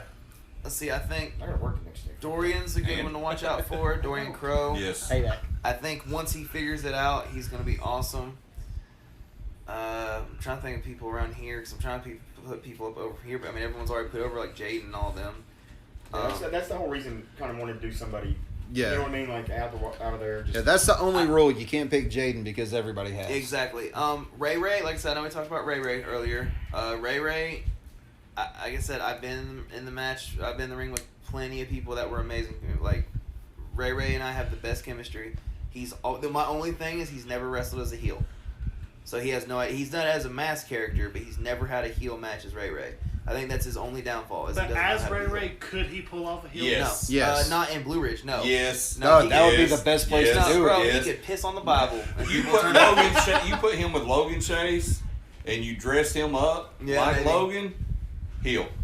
Maybe. All right. Well, anyway, we're way over time. All right, hold up, Crump. Who's your put over? You guys probably haven't heard of him, but his name's All Beef Tyler Franks. Tyler Yes. Franks, yeah. Yes. He's the GOAT. He goes to JPWA right now and trains with Tom Pritchard, and he looks like $1 billion, and he's a super good kid. He's literally like, I think he just turned 19, so Yeah, I've seen some of his stuff. Man, the young generation right now is so good. Josh, Is that rain? probably. Yes. I've got to see him a few times. I got to ref his match in the cages at RCW, but Chris Gans. I love the stuff that he's doing with the cruiserweight thing. He's bringing the scale out there, making people weigh in. I So, did that gimmick. Gans, somebody finally put you over. It only took 13 fucking years. I put him over. He bit my balls one night at the fucking wrestling show in WrestleMania. Well, hold on now. Is that out of the norm at WrestleMania? I mean, people do some stupid shit there. I did an Undertaker dive holding a beer. And Fortune caught me. He didn't chase Jordan me. Nah, I'd let you fall. You remember in the Tryon show at the with all the storage buildings when they ran in and stopped the show because Gans finally got laid? Yes, What? Oh, God. There was this little slow No. kid. You know what? No. Chris Gans is who you think he is right now. We're gonna leave it there. No. Don't ruin the gimmick. You got Stanley was a little. He was a little kind of slow kid, right? Yeah, just no. Let him have this, okay? Chris I'll- Gans, yeah, he's doing this gimmick he came up with the scale and stuff. Storage building, empty storage building. Gans hits a Rizzy, and Stanley is watching as he's pleasuring himself. And he comes and he goes, Gans got weighed. And he goes, and I watched. Was that a spanky? Right in the middle. No, this was Stanley. Stanley. You know Stanley. Yeah. All right, All right, Wilbur. Will. You actually mentioned him just a minute ago. I'm going to go with Chase Jordan. Okay. God, Chase is amazing. I say that because he Jason? had two really good trainers. 2. He's Drew. a bitch boy. He had like 8. Drew's next. Oh, Drew? Go ahead, Jason. put you on the spot. No, I'm gonna go with the guy that I actually worked at Crunk Show. Hell, when was it? Last month, I Yeah. think. Sean Christopher. My kid. Well, Yeah. since you put him over, I'm going to keep it in the same family and keep it with Crunk's boys, and I think Kevin Ryan. Oh, Kevin's that dude. Oh, I love watched Kevin. Kevin's that dude. I watched Kevin fall into some shit with the Omega virus. Yep. Yep. And Oh. come out That's what I'm not. Oh, Kevin's come so out much- smelling like a rose to become the first ever Southern Honor champion and hold his own with guys like Corey Hollis and Logan Creed. Now he's doing a lot of stuff in Alabama with New South with Crunk, carries my bag. and he carries Crunk's bag. But He's so much better than Chris Crunk. so with that, book Chris Crunk as well. you can So get Kevin Ryan- Ryan will come to carry both their bags. Oh, that's Right, magic. dude? And it's still the fucking show. I All right, can't Drew. wait to hear the. I'm gonna go with like a really easy like layup, like the entertainer of the year in Georgia, Matt Sells. Oh yeah. He fucking entertains the shit out Matt, No of Matt doubt. deserves a job. And Matt. Matt has been plying away for years. He's right there. Why is Matt like in the '90s? Matt and I would be on Saturday night as a team. Yes. Yes. Yeah, like we would be like taking all the shit. Matt from the sells and Drew diners. Game on Shotgun Yeah. Saturday night. No. He's talking 605. 605 TBS. I would be hitting the Sundays too, because Here's the deal if y'all were that, though. Y'all would either be broke and beat up or dead. Yeah. I mean, let's take the over/under. Okay, so let's... Over/under Hold on, base hold on, whether I hold should on. be dead so now let's or basically not. just cut it off. You guys will be like you are now. You mean Drunks. Well, you probably have more Soma shakes. Yeah.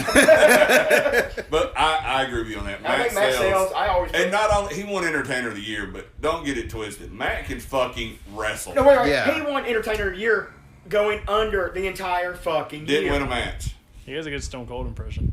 He Matt is does. awesome. and I mean his Plus, the Matt Lana. do you remember the first time you met Matt? Jason? I know it was a long fucking time ago. We rented the ring to Pro Wrestling The- Revolution. yes. That Me, you, and Woody delivered the Speedy ring. Yeah. and Jen had started. When Speedy died, Jen took it over. And we go down and we're not wrestling. Some guys that were local there got mad that they were going under and pulled all their belts off the show and left. Not a problem when you have Rick fucking Michaels on the show, because Rick goes out to the car and gets new belts for the show, and the show goes on. But that's the first time I met, that Jason met Matt, and Matt held it together, was perfect, and the kid, Joey Kidman, that passed. Yeah. First time I ever met Joey, earned so much respect for him because he stood up for that show in the dressing room. And when those guys showed their ass, Joey physically escorted everyone out the front door. So the fans had to see them leaving with the belts. Then Rick comes out and cuts a promo.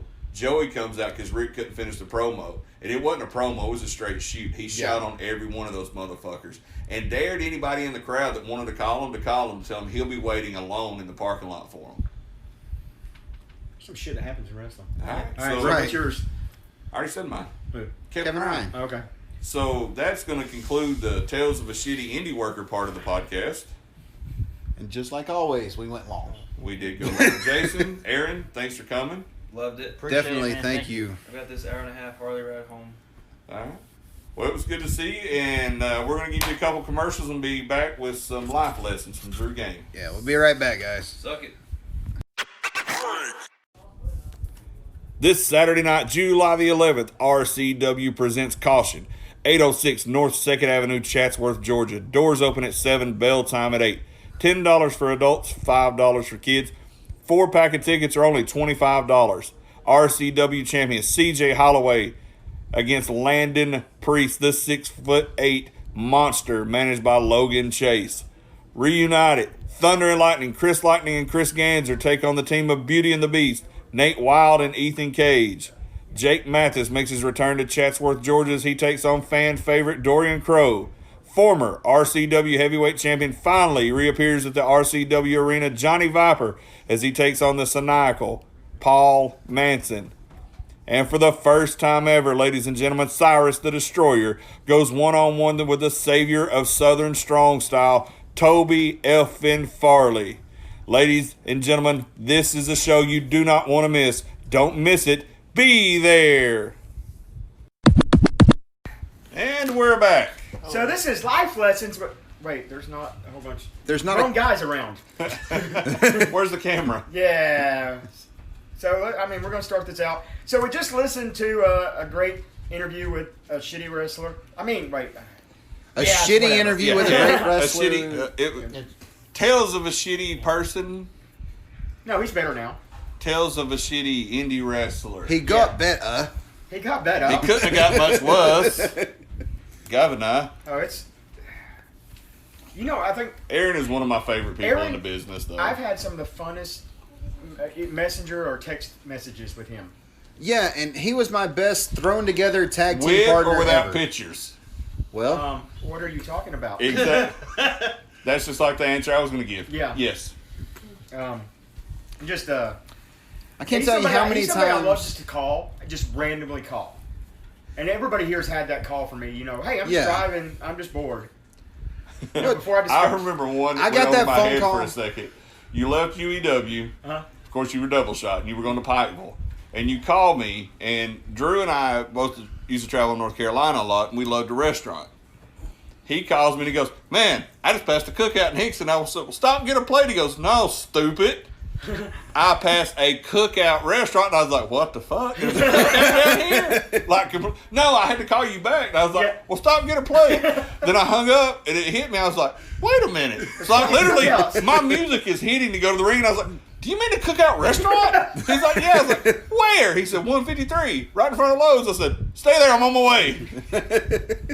Yeah, so because that was the wrestler's best thing in North Carolina. Dude, Oh, $6, yeah. you got a Yeah. burger and Yeah, two yes. sides and a drink. Or if you were really broke from a shitty payday, you split it with another guy. That was There you go. took Jaden and Gilbert up there, and you know, there was no money in the whole group. But for that show, it was AIWF tricked me into going up.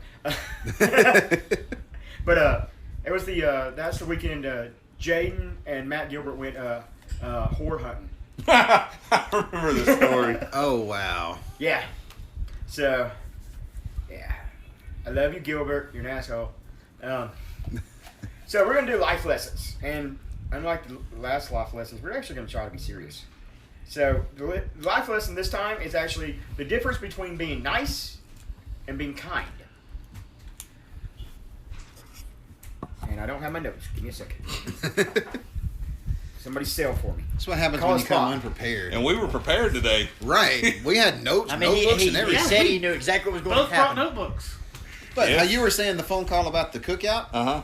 that's kind of like when I called you when the speedways first started opening up. Oh. I'm like, man, it's like, Slushies. Well, no. no. If you've never traveled past Tennessee for the most part, because Yeah. they started getting there. Tri-Cities? Yeah, Past past the the Tri-Cities, because there's one actually before you hit there. You've never experienced the joy of a Wawa's Or a Sheetz. Oh. Now, the speedways that have opened Chattanooga are similar, but on a smaller scale, because there you can get burgers, They are a pizza, White and things Castle like that. version Wait. of Crystal. Exactly. Yeah. Because But are you guys Wawa or are you Sheets? I like Wawa better than Man, Sheetz. that's crazy. That's wild. See, I'm a Sheetz. Yeah, that mozzarella burger fucks me. Oh up. yeah, and that's what I'm saying. There, you can go in and get steak tips at a Wawa's. You get a steak dinner and a baked potato to eat. Yeah. What the hell? Well, see, the first time I found a speedway, I go in and I look and I'm like, holy shit. I call Ben while I'm standing inside. I'm like, dude, you'll never fucking guess what I'm doing. He's like, what? It's like, I'm standing Because inside. that's an open-ended question. When one of my friends from wrestling calls, like, "You'll never guess what I'm doing," because you probably don't want to guess. So one time I was doing some speed and And I was in the way. But I call him and I'm like, you'll never guess what I'm doing. He's like, okay, what? I'm like, I'm standing in a miniature version of Sheetz. He's like, no fucking shit, where? And it's the one that's off the exit 7 up there. Yeah. What, at Bonnie Oaks. Yeah, this is when I was man. I was- Outside. Yeah. Yes. we were together because we were going to We left They Amazon. just legit did the Spider-Man point. And Yeah. literally, there was one right across from the office I was working at the time. Like right down the hill on the Lee Highway, and I was like, there's one there across the street. I'm going there for lunch. But the first time Jason had ever experienced a Sheetz, we were in the West Virginia. It was a West Virginia trip. And we had stopped there the day before to grab like a drink, and I think just me or Tempers wanted to just run in. So Jason didn't go. So the Saturday night we're leaving, we stop and fill up, and we all going to get food. And Jason's like, "Are we not going to get food?" I was like, "Yeah, dude, we're going to get food." He goes, "But we're at a gas station." I said, "Just trust me, we're going to get food." He's like, "We get beef jerky and chips to eat?" And I was like, "No, dude, we're getting fucking food. Just Not trust fucking me." fried macaroni and cheese Just walk in triangles. here and I shit you not, Jason walks out with a bag to feed his whole fucking family here. And literally, I had no fucking family here. Remember, this is when I almost stayed in West Virginia. Yeah, we lived together in our apartment. It was just us. Wasn't showtime that night. So I had food to eat the whole way home because I drove most of the way. You drove the whole way till we got to. I drove the whole way till drove- the goddamn deer ran out in the fucking interstate that nobody believes was there. Here's what really happened, Drew. Jason's driving my big gold Suburban. I'm asleep in the front seat. Tempers is in the middle. Showtime's in the very back seat, laid down. And I'm like, "Man, you good?" He goes, "Yeah." I said, "Let me know when you want me to drive. I'll drive." Because I've slept from West Virginia. We're about Kingsport now. He's like, "All right, I'm good. No, I'm good. Just go back to sleep." I was like, "All right." So I'm dozing off. In a 3-day period, I had 4 hours sleep. Well, the car. So this one time I was doing speed. Look, here's the car. This is the car, right? So we're going, and all of a sudden I hear. So he'll scoot back over. Throws back off. You good? You'd feel it. He still drives them sons of bitches. And I, That's GWA. What was man, that you in sure you're GWA? good? He's like, yeah. I was like, all right. So, you know, now you're kind of on edge, so you finally get those back off. And it's like, Fucking driving. dude, what the fuck? There was a goddamn deer. Wasn't no fucking deer. This motherfucker's narcolepsy kicked in. This motherfucker literally asleep at the fucking wheel. And I was like, dude, pull over, I'll drive. So now he's pissed because nobody believes. Tempers done woke up. What the fuck? There's a deer. There wasn't no goddamn deer. So now I'm like, dude, just pull over right there. Fuck you, I'm driving all the way home. This motherfucker don't talk to I us. hit a rest area, the first one in Tennessee. I'm like, fine, fuck it. I go in, I piss, and then I get in the back seat, and I don't remember a thing until we're in Flintstone. He ain't even shut the door yet. The motherfucker's already snoring. All right, some of my life lessons. Quick. Don't let Jason drive from West Virginia is number one. Yeah. All right. So, kind and being nice. All right, they got it backwards, but I'm actually being nice first. Well, how they do it. This is coming from the book that I talked about before, and I'm going to make sure that I give the reference. And you son of a bitch. We'll give it Yeah, no a shit. few hours. We need to tell more stories. Yeah, well, more stories. Yeah. Okay, so this- I used to be a miserable fuck. That's the name of the book. Okay. It's by Safe face. John Kim. And Wasn't that the Dan? basketball player for the Bulls? No, you're John thinking Kim Noah. Sean. What? Oh, yeah. a I thought you were gonna say Sean an Kim. every man's guide to a meaningful life. Because basically, I need therapy right now because I don't have wrestling to do with, and this is my therapy right here. What we're doing, and I found a book on self help that I like, and just about being a fucking guy. And back to the book. All right. So, being kind. Kind comes from the heart. It is pure, without strings, without conditions. It is a genuine, positive regard. Kind is gentle. Kind is a gift. Kind is compassionate. Kind is good-hearted. Kind is sympathetic. Kind is giving. That's everybody agree, right? Yes. Being nice. When someone says, they're kind or they're being nice. Nice comes from a approval-seeking mind. Nice is usually a product of insecurity. Niceness is good manners in exchange for a reward. Nice can be processed. Nice can be lined with fear. Nice can be false. Nice can be forced. Nice is a negotiation. Yes. I can see that. Because he's a nice guy. Wasn't that a code word? Oh, yeah. Yeah. And I mean, I think that's a lot of people. And there's another little thing in here. A nice man can practice empathy, forgiveness, and another word I can't pronounce. But a kind man can do this without sacrificing himself. Congruence. That's not a word I use at all. No. But Now, actually, look, I can do this. Congruence, agreement, or harmony. But no, I kind of read that the other day and I just thought about how there's a lot of people in wrestling that are nice because Yeah. it gets you Oh, something. yeah. It'll they- get you a book in here, a book Yeah. in there. And It's like Crunk was saying. Oh, you don't want me on there. It's being nice comes from fear. That really hit me. That yeah. you're nice to someone because you are worried what they can do to you physically, or Worry about what they emotionally, or think the of you. job, or you know what I mean. Like where I think there's a lot of nice people in wrestling Mm-hmm. that are nice just for their own sake. Yeah, And I think there's very few kind people in wrestling. that's true.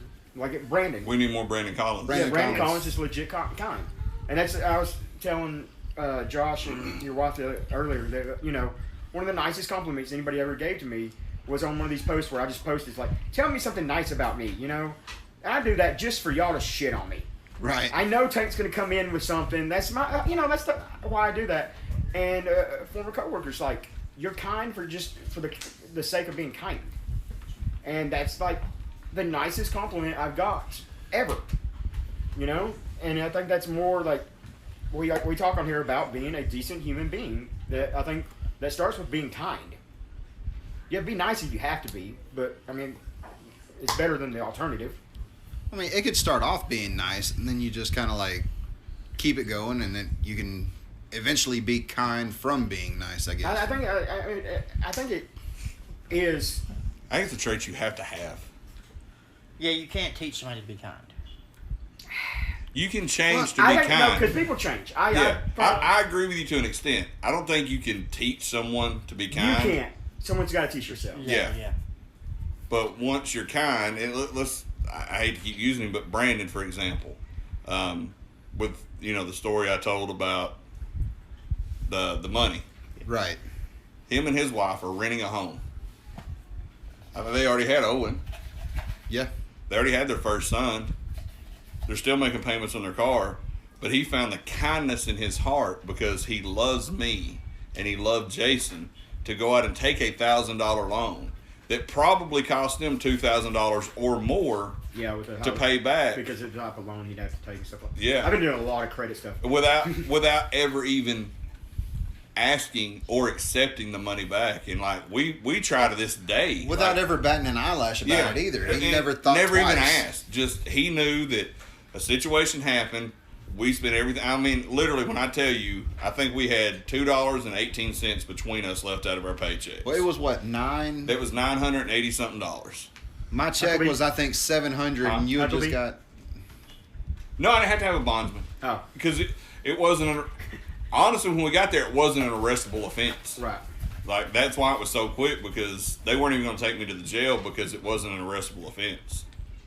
Like, my probation officer was just a cunt. With how wrestling's going right now, we're really getting to have a reset. Yeah. A true reset. You know, the and COVID and the speaking out. And, you know, we're not going to go into it, but we had a whole group text thing about, hey, we got from this show, and we're one for this show. No, fuck that show. Mm-hmm. Right. The person's not. We can't preach about being a good human being and then put over something he's involved in. Yeah, and I think, and we're not going to give publicity And to that. literally, and that me, caught me by surprise because I knew none of that about And to me, that goes, it kind of, like somebody had said something in our text about, well, we have friends that work there. I don't give a fuck. I don't give a fuck if my best friend in the world wrestled there. That's where wrestlers have to be held accountable. Well, you and I have talked a lot about how we used to do quantity over quality. We're talking about wrestling, though. Yeah, I'm using that analogy as wrestling okay. right now. Just because this guy's going to book you and it's an afternoon show and you can still make a nighttime spot, know what you're wrestling for. Know who you're working for. Know what you're associated with. Yeah, and it's going to, and I think there's going to be more, I hope there's going to be more, because I've preached this for a long time about wrestlers are the assholes of the earth, and that maybe we can hold them more accountable. Chip Hazard and I have had a lot of conversations about making this business better. Look, I'm never going to get a WWE spot. I'm never going to get an AEW spot.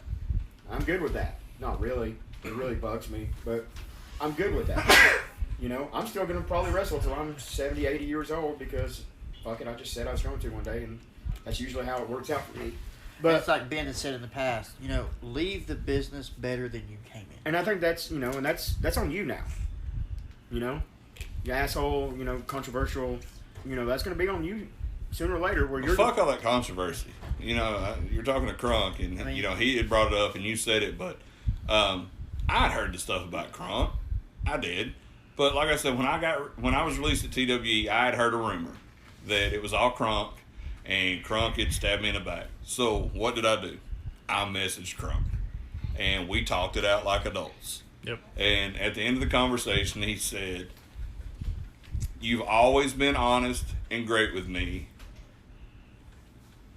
I don't remember something about more people in the business should be like you. Like, we had a problem, we talked it out. It wasn't what I was told it was. It never is. It never is. Okay, there's then, always one time. There's the exception that proves the rule. Right, and he told me, he said, no, this is my idea. It got shut down. I don't know why, but it did. But this is my idea. He goes, but you've always been honest with me. You've always been fair, and you've always treated me great, and you've always booked me good. We were great after that. And like I said, even to the point to where he wasn't going to get used at a show ran by one of my best friends because he still thought I had heat with Crunk. And I was like, nah, dude, that was literally squashed like, I got fired on Monday. Our heat was probably squashed by Wednesday. And that's nice, but I mean, that shouldn't still, you know, that's...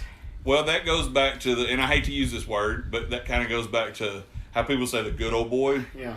But, you know, he's my boy. Like, we got a lot of history together, so he's going to have my back, whether I'm right or wrong. I respect that. But as someone who's on the business, it's not the right way to do it. And proving that, everybody thought that I still had heat with Crunk. Everybody thought that Chase and his family had heat with Crunk. What did I do? I booked Crunk to work Jordan. And it got over like gangbusters. God, I wish we could have done that. When his music hit, it was a delay. Like he was the 10th man coming into a rumble. There's nothing. It's just dead silence. Did you even come out to music, or was it just a straight spotlight? No, we finally hit the music. Yeah. And then a straight spotlight to Chris Crunk standing there. And literally you can hear people say, what the fuck is he doing here? Yeah. And we had the spot where it's just Jordan in the ring, so it's dim. And just perfect. Nothing but professional. And we really will, that should be segue, but I want to go. Yeah, keep going, keep Because that going. actually goes into the other stuff about the emotions and I wrestling. just, when you brought up his heat, I just had to I put mean, him it's over. just like it's the thing too. Like I'm very much like you. I will treat you the way you treat me, Mm-hmm. and that's why I think that I get along with people that nobody else does. Mm-hmm. I have friends. That You're usually the middleman. I'm the like Julie calls me. I'm the exception. Yeah, you're the mediator a I'm the lot one of that times. that can work all the shows around here, and that's just because, like I said, I treat people the way they've always treated me, and that's I mean, shit. I've got a lot of friends that one friend hates another friend, and another friend hates this friend, but I'm still friends. It goes down the line. Yep. And I understand why there's heat between them, and I agree with Me back and Farley for years. and just I agree with some of it, and I disagree with some of it, and then it's also personal emotions that are in it, and that's not part of me. Right. That's not my emotions. That's not what I do. I mean, fuck. I run with a crew called Not Safe for Wrestling. There's always a personal emotion in that. You know what I mean? That's. Not everybody likes everybody in my group. My group doesn't like everybody in fuck this I'm room. pretty sure your whole group hates me, but There's yeah. How's that? There's a lot of hate towards you. How's yeah. that? And that's what it is. It's personal feelings, and I mean that shit happens. Yeah. That's how it that's how it goes. I know. Anytime I've had to work with you, you've always been kind to me. You've Yeah, always that's been not cool. what it's about. But life's I was too, just saying, life's like- too short. No, but I'm- That's just I know how what you- that shows like who you are, because like Yeah. you'll have like a whole group that literally could, I don't know for sure, but I'm just saying they could be in your ear saying like, hey, we don't like this guy, but you're still like, no. Well, I mean, it's just like yeah. I don't. If one of my friends has heat with someone, then they have heat with someone. Doesn't affect That's just plain and simple. And I can agree with the heat. Yeah. But I can still. That's not my heat. Right. And I don't think it needs to be my heat, just in general. And that's, however, hey, there's people that hate a lot of my friends, but we still talk about them. Yeah. They have reasons to hate them, I mean, they can either find ways to squash their own heat or just or, keep- or they It's stay like away a from each other. Perfect Fuck that. example of that. Exactly. don't bring somebody else into Perfect it. example of that was Farley. Me and you were close for years. Yes. You and Farley were really close. Shit happened between us. Farley took your side. Didn't have shit for me for years until we ran into each other because my ex and him worked it for the same company. And Farley, to his dying day, would tell you, I'm a piece of shit. I'm this, I'm that, and this. He goes, but there's one thing you can't say. Is Ben's not a good dad. And before he passed, we had ended on good terms. We were actually, me, him, and Rocky were talking about doing a show together. And that's, Rocky's hit that. That's where FarleyCon came from. But that's the thing with, you grow up. Yeah. You realize that I've had heat with people on both sides where they had heat Oh with fuck, me. we didn't talk for many years, or I had and there heat was with them. reasonable why Yeah. there was heat. Yeah, and we've covered that. Yeah. I own everything I did. When we first started, we thought we were the cat's meow, nobody better, and you couldn't tell me shit. I was a dick. I didn't learn to improve, and that's why I didn't have this career I should have had at Wildside. I shouldn't have went when I did, and when I had my foot in the door, I shouldn't have let the black hole keep me from going back. I think that's and mine is, hey, I found drugs and they were really good, and I Yeah. like selling them and making money. There's my demons. Yep. I always use that code, my demons, but there's the truth of it. Mhm. That cost me. Fuck it. I mean, there's, I got But asking me there's at times, hey, why didn't you ever get signed? There's a redemption story and all that too, though. Yeah. Your demons and my demons and the people we pissed off, each other included, we've come full circle, and anybody that we've had heat with is, I would say, is pretty much squashed now from back in I don't those know. I days. literally don't know anybody I have heat with. And that's my And if you thing. have heat with me, hey, we're cool. Yeah, I mean, if we squash have- it. My inbox is open if you want to talk it And, out. and if you still have heat with me after this, that's on you now. Yeah. That basically, Life's too short to go I'm- through it having heat. I'm at and this point in life anger. where I don't care anymore. And it's, if you want to fight, oh, that's fun. Let's do that too. But, but no, I mean, if you got heat with me, then, fuck, we got heat, or we don't, because I don't know about it and I'm done with it. So, Yeah. but I think that's something with us going back into the main thing is, with wrestling having this restart, we get the molesters out, and they've always been there. Mm-hmm. And let's be honest, we've just not we've looked the other way. Mm-hmm. Yep. That's on us. Yeah. And Hell, we one that we knew for years, and I'm not going to say his name, but one we knew in the Dalton area for years. Everybody, everybody knew it. Nobody said anything about it. He just finally got caught. and you know what? And that's just that's fucking bullshit of us. Mm-hmm. Yeah. I mean, we never had proof or nothing like that. No. That's bullshit of us. It was. And that's that's not even. We dropped the ball on that one. And that's not even the. And I'm sure that's not the only one we know of. And that's not even the the 30-year-old with a 16-year-old. Mm-mm. You know? And Yeah. I mean, like, it's great for all this speaking out, but it's a fucking shame that they had to do it in the first place. Mm-hmm. Right. And that's on us. So that's what, That's what we say, hold yourself accountable. So trust me, If you see sooner or some later I'm going to get, like, back to my schedule and do 180 shows, but in a I'm going to make weekend. those fucking shows better. In a weekend. Because, look, I'm just telling you right now, my daughter's getting into this business, and I will kill a motherfucker. Mm-hmm. Yep. We will be right there. Everybody in this room will kill a Right there. motherfucker. And that's why. How long did it take you to convince for me to start training you? Almost a year and a half. Yeah. 2 years. And what did your mom say when you finally told her to? She hated it. Yeah, With good reason. It's Yeah, understandable. absolutely Yeah, good reason. I understand why. I've told my kids they both want to wrestle. And I told them that before they can wrestle, they both have to get a college degree and they can go nowhere but the Performance Center. Or if some other major company opens a training facility like that. But go to where you're going to be protected, you're going to be taught, there's going to be people held accountable. Not go to, don't go to the shit we went through because it's fucking shit. I just, it took a long time for me to start training her because of that. Mm-hmm. Because of how women have been treated. And let's be honest, how guys have been treated. Mm-hmm. Yep. Yeah. Don't I let mean, the guys out. There's been. I mean, hold on now. You and I both have experience working new pro wrestling tapings. Yep. Yeah, and looking at it now, Doing customs. yeah, looking at it now, I know what it is. Back then, I just thought, you're going to pay me $75 a match and I get to keep all this gear? Sweet. I'll be here every show. Couldn't keep the boots, though. Chuck found out the hard way. That's where our Spider-Man stuff came from. You remember Yes. the boots, though? Yeah. These badass wingtips, they were made in Britain, so had the British flag on it. Oh, nice.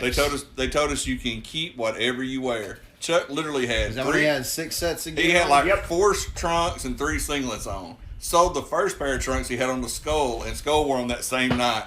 Straight damn. ball to ball. So, I mean, just, let's.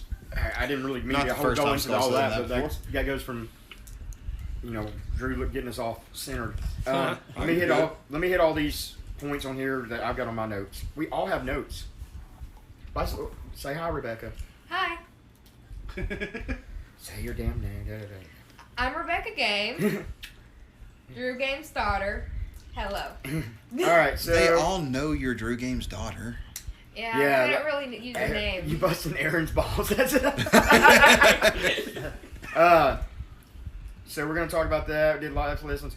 Oh, something we talked about last about doing a match in 2020 and being 4 decades. Mhm. You know who did a match in January and it was 7 decades? Mm-mm.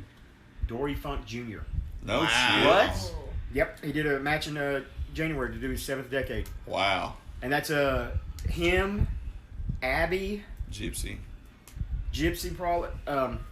Had to be Gypsy because he was And, the oldest living pro wrestler. Fez. We're the only ones to ever do 7 decades. I know I won't hit 7, but No. I can hit my 4. I'll do 1 match this year. And I think Fez hit 5 decades with a world title. Mm-hmm. Like when Goldberg won his and it was 4 different decades with a world title. Like, Right. yeah, Fez did it first, as every fucking thing. Yeah, Oh, but Tez shit. probably held it consecutively through all those decades. Yeah, in his mind he did. But yeah, that was something I just wanted to bring up, that we had hit that, and we'll tell the Julie Goes Out of Town Carney shit later. Okay. Yeah, that's Well, let's fine. cover what we're going to cover Sunday, and then we can end on our. Oh yeah, be a Positivity decent human quote. fucking being. we can end on our new positivity quote. We'll let you address that when we get to it. But we talked about it earlier, and we put over on the social media platforms that we're going By to the do way, some. that's us calling shit. We're probably not going to do shit with all of there. Right. Well, we've asked you guys to send us some stuff to watch for watch-alongs, and today I put up a thing about when wrestling is done right, it brings out raw emotion. When wrestling is done wrong, it makes you ask questions as to why. So, or Jim Cornette's. What the fuck? Yeah. Goddamn corny. What the fuck? But Motherfucker. Sunday, motherfucker.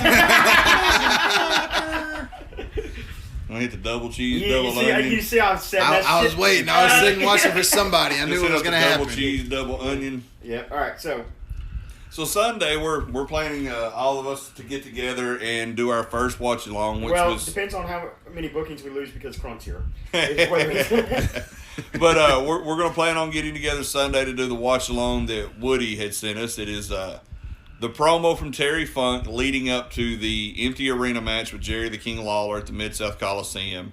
And then we will watch the match in its entirety. We'll post the links on Twitter and Facebook so you guys can watch along with us. And also, we're asking you guys to send us in some the moments when wrestling was done right that brought out raw emotion in you. I've got mine picked. Will's already got his picked. Are we going to say ours now? Yeah, I'll say mine. Mine for raw emotion was the Shawn Michaels Undertaker matches from WrestleMania 25 and 26. And throw in WrestleMania 27 with Shawn as the referee versus Taker and Triple H because they all played in together. But to me, I was a huge fan of the Rockers growing up. Actually, the Midnight Rockers in the AWA. So Shawn has always been my favorite wrestler. I actually met him one time when I was a kid backstage. Had the chance to meet my favorite wrestler of all time. And my little 8-year-old brain, all I could function was, do you know where the Ultimate Warrior is? So, kids like the flashy shit. I told him that one night backstage, and he laughed at me. So, those are going to be mine. Will has picked Shawn Michaels versus Ric Flair WrestleMania 24 retirement match. And I can remember vividly watching that match at Hooters on Brainerd Road with Woody, and I watched Woody shed tears. Oh, it was so bad. I remember I was with Rebecca's mom. You know yours?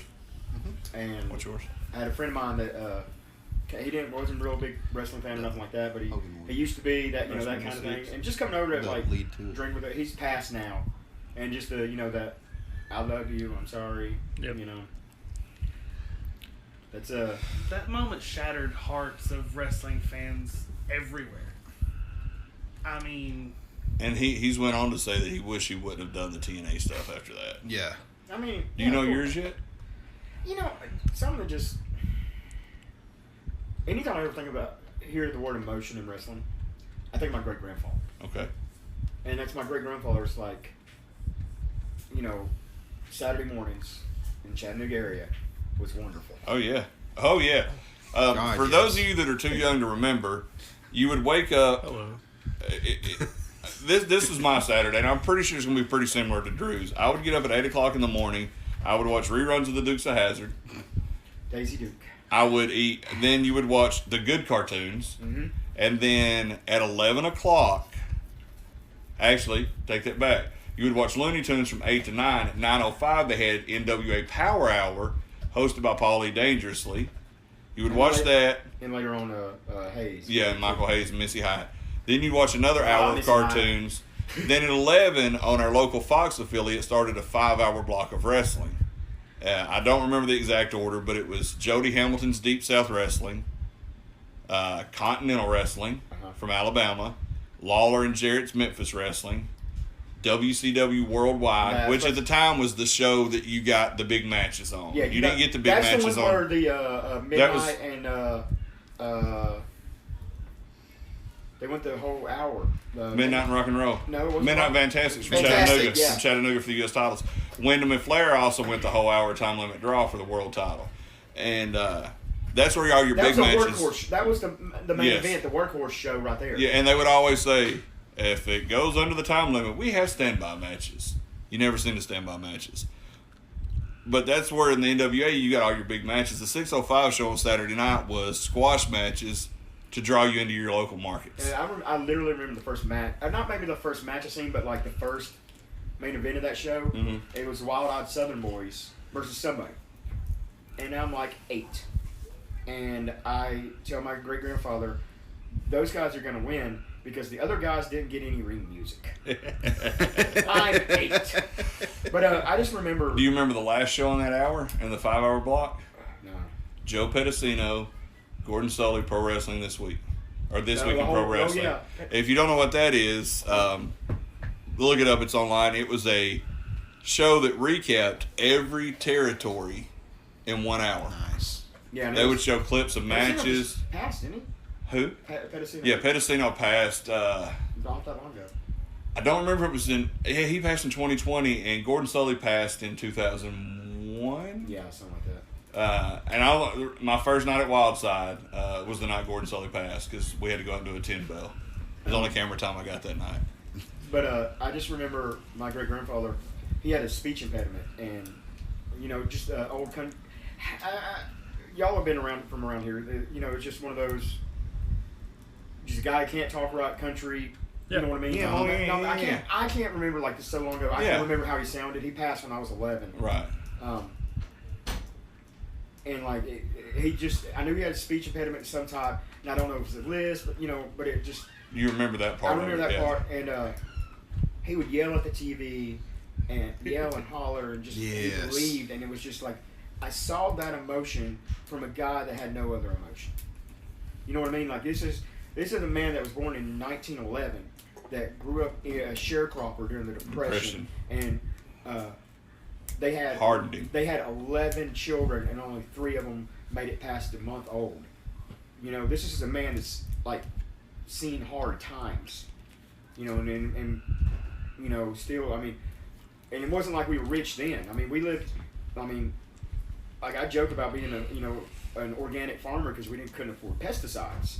But we, growing up with people from the Depression, they knew how to stretch a Hand to dollar. mouth. I promise you, I can feed a family for $20 a week Mm-hmm. if I have to. And because I've been poor a lot longer than I've had money, by a long shot.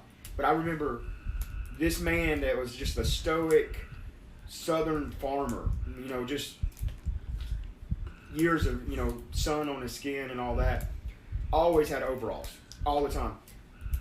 And that's the only thing I remember about him is he loved wrestling. And that was, my great grandmother taught me how to, gave me the love for cooking. I should have been down there with the damn in the barn, learn how to fucking be a mechanic, and I'd be. You wouldn't have your arm all cut up last week. Yeah, but learning how to cook, it's done me pretty well. Yeah. Yeah, it has. And that's the 2 people, and that's my emotion is just remembering that person, that last generation that really believed. They probably knew there was something. I think there have been smart fans for as long as there have been fans. What about you, Josh? Do you know what yours is Yeah, I that we'll got cover Sunday? Mine's most recent. We'll write yours down. We'll go over it Sunday. We'll Yeah. get some more stories from you. But you got one, Crunk? I'd like to get yours while you're on here with us this week. Oh yeah.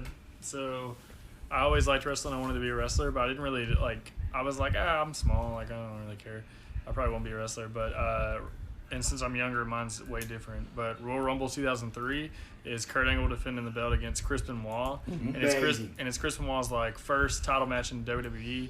And I kind of came in like I watched WCW, but I wasn't a big WCW guy, so I wasn't a huge Chris Benoit guy in WCW. Like I get that he had like a world title run there, but like none of that really clicked to me, right? That was a Don't Leave Us. And then world watching title this run. match is like insane. Like it taught me that like I really need to learn how to be a good wrestler and be technical, and it really takes you on the ride of like, oh fuck, Chris Benoit could be a world heavyweight champion for sure. And I don't know if you guys know how it ends, but like he does clean tap to Kurt Angle, but when he stands up at the end, the entire crowd Ovation. stands on their feet and claps.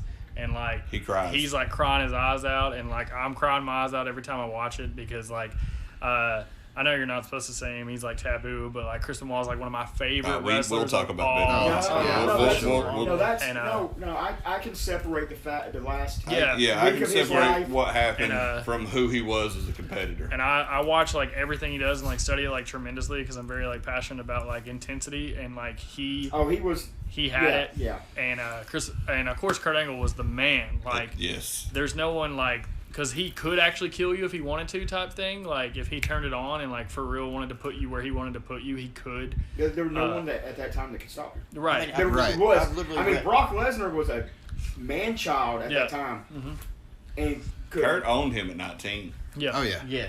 And just no, I agree. That's a great one. And then that match is insane. another one I think everybody, maybe somebody might send this, but going with what you just said, not long after that, WrestleMania 20, Benoit wins the world title, and that whole as a small guy, and that whole three-way that was like a whole different level as a small guy. The three-way booking at first, I was that would be one of the what the fucks. Why is Shawn being a heel and signing the contract? But then the wrestler in me kicked in. It's like Triple H can only do so much with Benoit style, but Shawn can take all his shit and make it look phenomenal.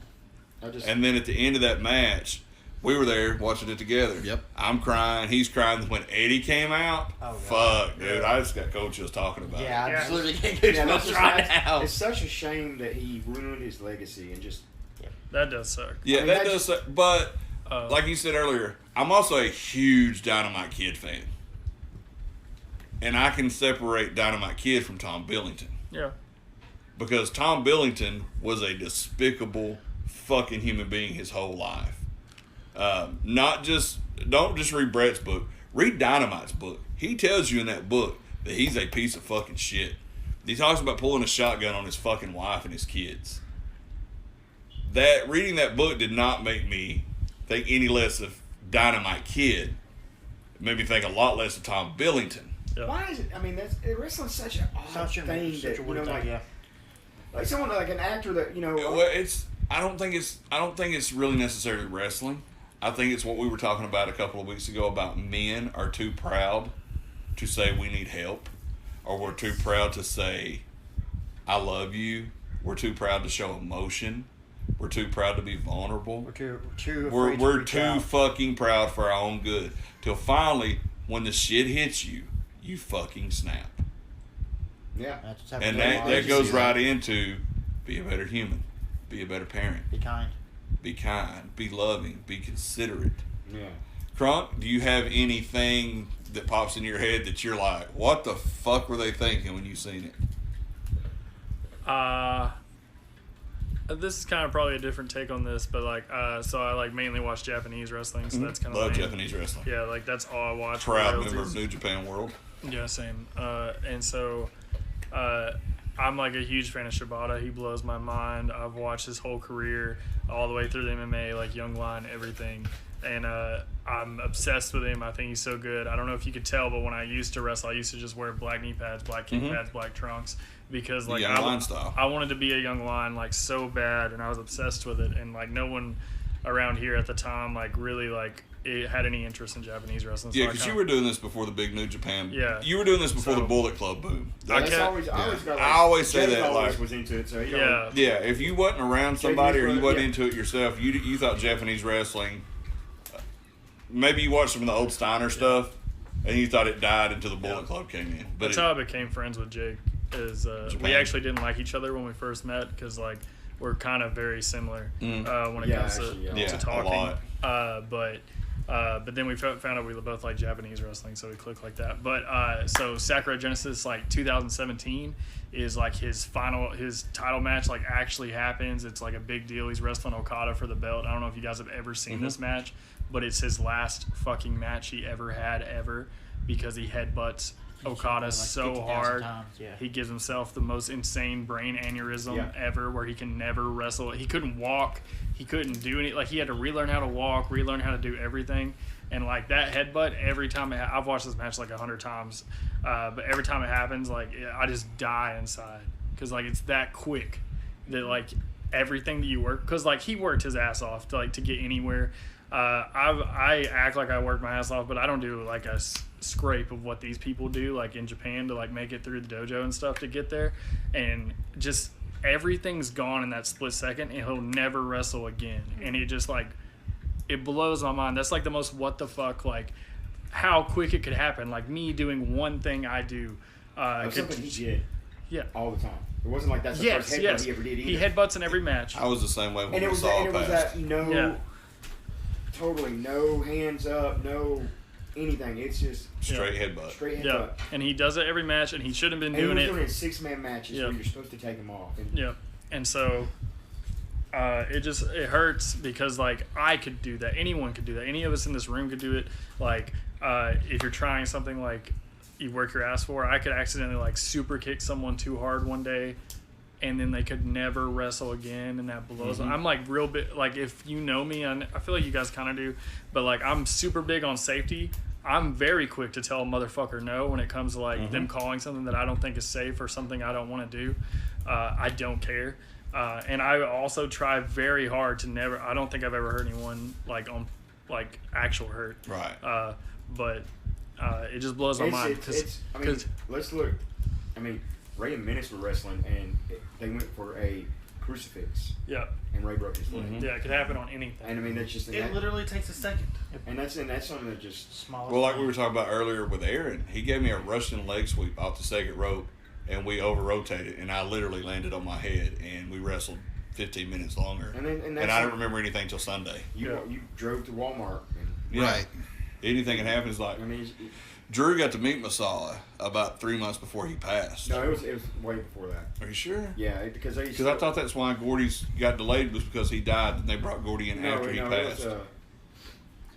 No, I was with Kerry by the time he passed. Okay. Yeah, Masala came. I actually found the tape, Yeah, the Grand Journey. It's actually in my building. that's amazing. Yeah, that was a really cool, like, and that goes back to Tempers we were talking about. Tempers was 6 months in the business and did that tryout with me. Yeah, If even that. Because he was the only person I knew that I could write a script and he could do it. yeah. He was the only one. And you got offered the spot to go to Japan. Yeah, I mean, Like, out of all the people that was there, it was Drew Tempers, Ray Gordy, Nick Rampage, Fly Guy, Toy and Adam. Toy and Adam. I don't remember who Fly Guy wrestled. I don't either. Was it Luke? Yeah.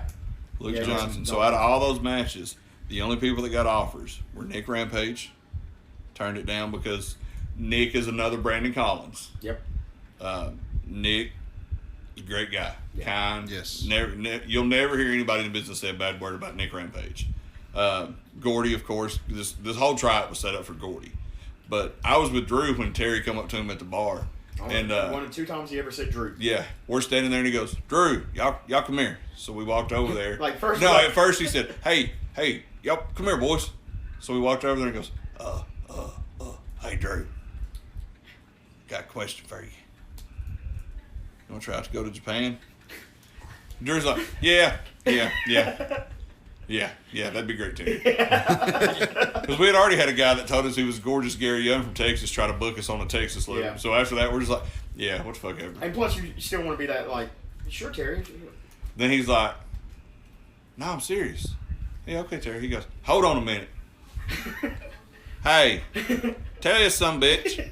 He gives him the phone to Richard, A-Slinger. Yeah. He goes, so are you in? He goes, for what? Try out for Japan. He goes, yeah, okay. He goes, I'm dead serious. He goes, Masala is doing this whole journey to come in and find some new Gaijins to bring in. It's He was starting basically, the junior heavyweights. yeah, and Noah. He said, Noah and them just started Noah. Huh? Yeah, Is they it Noah just, he shirt said, on? they just left and they started Noah. They're fixing to do a junior heavyweight division. It even tells it, but basically it's set up so they can see what Ray's got. He goes, but Terry wants to get some local guys a shot too. And Drew's like, yeah, okay. And so I'm hearing just Drew's into the conversation. He's going from like, yeah, what the fuck ever. What the fuck ever. Yeah? Yeah? Uh-huh. When? Where? Hell, okay. And I remember we were living together at the time, so we dropped Drew off, and I think me and Woody went to the flea market or something, and come back. We're like, how was it? And he goes, they offered 3 people a spot. And I was like, oh, man, I'm sorry. He goes, I'm one of them. You motherfucker. And then someone And of course, got it. it was Ray. And, yeah, same one with me in Wildside, same one with you in GCW. Damn, that bitch And and I look- careers than Somas. And I look at it now like, Yeah. had I had that chance and you did take that chance, we wouldn't be where we are today. No, We wouldn't have our kids. I know. That's And to me, I can look at that and say, you know what? With my size, if I would have went to Japan, I probably never would have came home. With- that's the go home spot. With them Hey, doing the honey, cruiserweights, he probably we're still never would have recording. left. But I'm live on the air. all right, well, since you're doing that, we'll put this over. I'll call So you back. Yeah, I'm. on the Drew's getting in trouble. Yeah, So Sunday we'll do the watch along love you. with Terry Funk promo setting up the empty arena match. The moments that gave us emotion, mine is Shawn Taker trilogy. Will's is Shawn vs. Flair from Mania 21. Jason's is Hulk Hogan versus the Ultimate Warrior, the lead up to Mania 6. Drew's was watching wrestling with his grandfather. If he's got any more stories, he can throw them in there. Great-grandfather. Great-grandfather. Josh has got a pretty good one, and it's new. Cody versus Dustin at Double or Nothing. Yeah. I had emotion in that match. That match was awesome. Crunks told his. We'll go over on social media. We're trying to get off here. And we'll put the questions that we thought, what the fuck about. So just stay looking at our... So wait. We're always going to do positivity on this, and since we're going to do it at the end... Well, I was just wrapping up what we're doing. I know, that's fine. We got to get there. Fucking look. You're acting like Hampton and going prematurely again. Come on, let's go. Well, goddamn, you got to do something. So watch It's a that, race, and right? we'll post what we're going to talk about, and you guys send us some stuff to talk about as far as what brought emotion out and what brought questions as to why they did it. Now, That's you fucking want to hang for that? now we're going to end on positivity, or we can hit our social medias now. Hit it, fucking social medias. You can follow me on Twitter at ThrasherBen or Facebook at Ben Thrasher /Ben Thrasher. Our Facebook is Turn the Buckle Podcast. Email us. Email us at turnthebucklepodcast@gmail.com. Thank you, Chris Crunk, for the idea. follow Drew Game at OnlyFans. Yeah, Drew Evans Game. It's real. Yeah. Yeah, and real. if you don't believe it's real, go to our fucking Facebook page, and it's legit our website. Because I was trying to put in a website when I get a notification that says shoot name Drew Game has changed turnbuckle, so I click on it, and this motherfucker had put his goddamn OnlyFans as our shit. So I didn't change it, I just left it. God damn it. Check us out on Twitter at shit_indie83. And let's thank Will for being with us tonight, because this motherfucker ain't coming back. I will be here for watch-alongs, but not for the actual podcast. Oh. He's got to go play some Dungeons and Dragons. Hey, Dungeons and Dragons is cool. Is that code for something? I don't know. Yes.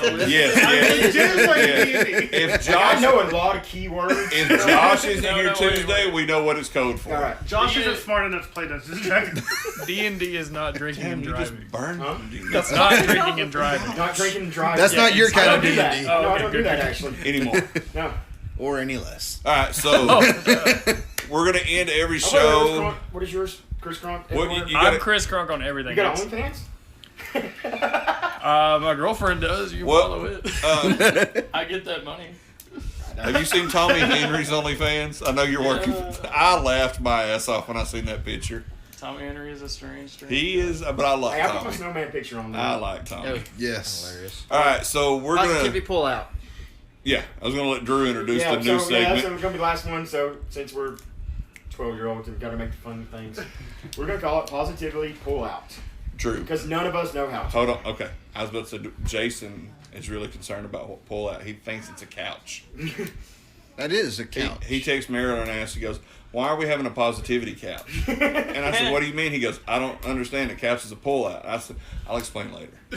See, when a man and a woman loves each other, Or they get really drunk. No, if you get really drunk, the pull-out ain't happening all that Motherfucker said, and I only got 2 kids that I know of. Well, there was that day at the daycare, all the kids run up to you. Off subject, take my daughter to get her classes, her junior year, right? So I walk up and I was like, yeah, Mackenzie Thrasher. They're like, looking through it and goes, Megan Thrasher? That's my niece. Kaylee Thrasher? Whoa, who? Who? Like, Kaylee. I was like, no, Mackenzie.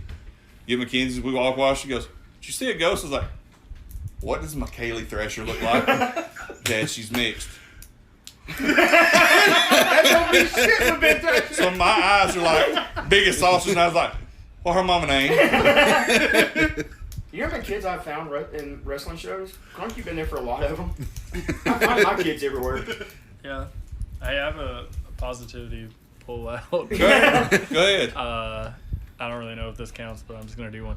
When I first met Drew Game, I wrestled at like TCW and like places like this, like little rinky-dink shows, and I quit wrestling there because everybody was fucking assholes. Yes, they And were. I went to a show called AWF and sat in the crowd, and I was like, man, I really want to get on this show. Okay. And so what did I do? The smart thing. I went straight behind the building without anybody knowing who I was. And I found Drew Gay, and I walked right to him. I said, hey, I'm a professional wrestler, and I want to wrestle here. And he looked right at me, and he said, great. He said, they do training on Wednesdays. I'll see you there. I said, awesome. What a nice guy that guy was. I showed up on Wednesday. Guess who wasn't there? Drew Gay. And I walked right in the door, and Paul Lee goes, who the fuck are you? And I was like, I'm Chris Krug. I'm a professional wrestler, and I want to wrestle here. And he was like, all right. And then I got hired on the spot, so it worked. So, listen to the words that were said there. Drew said, they work out on Tuesdays. You know, it's like I say exactly That is what I classic, mean. though. I say exactly what I mean. Like I say some weird things, but it's I exactly. forgot. You wrestled at Paul's too, so we've all wrestled at Paul's. Yes. Yeah. That's Some of us more than others. we've all done a lot of the same things in this thing.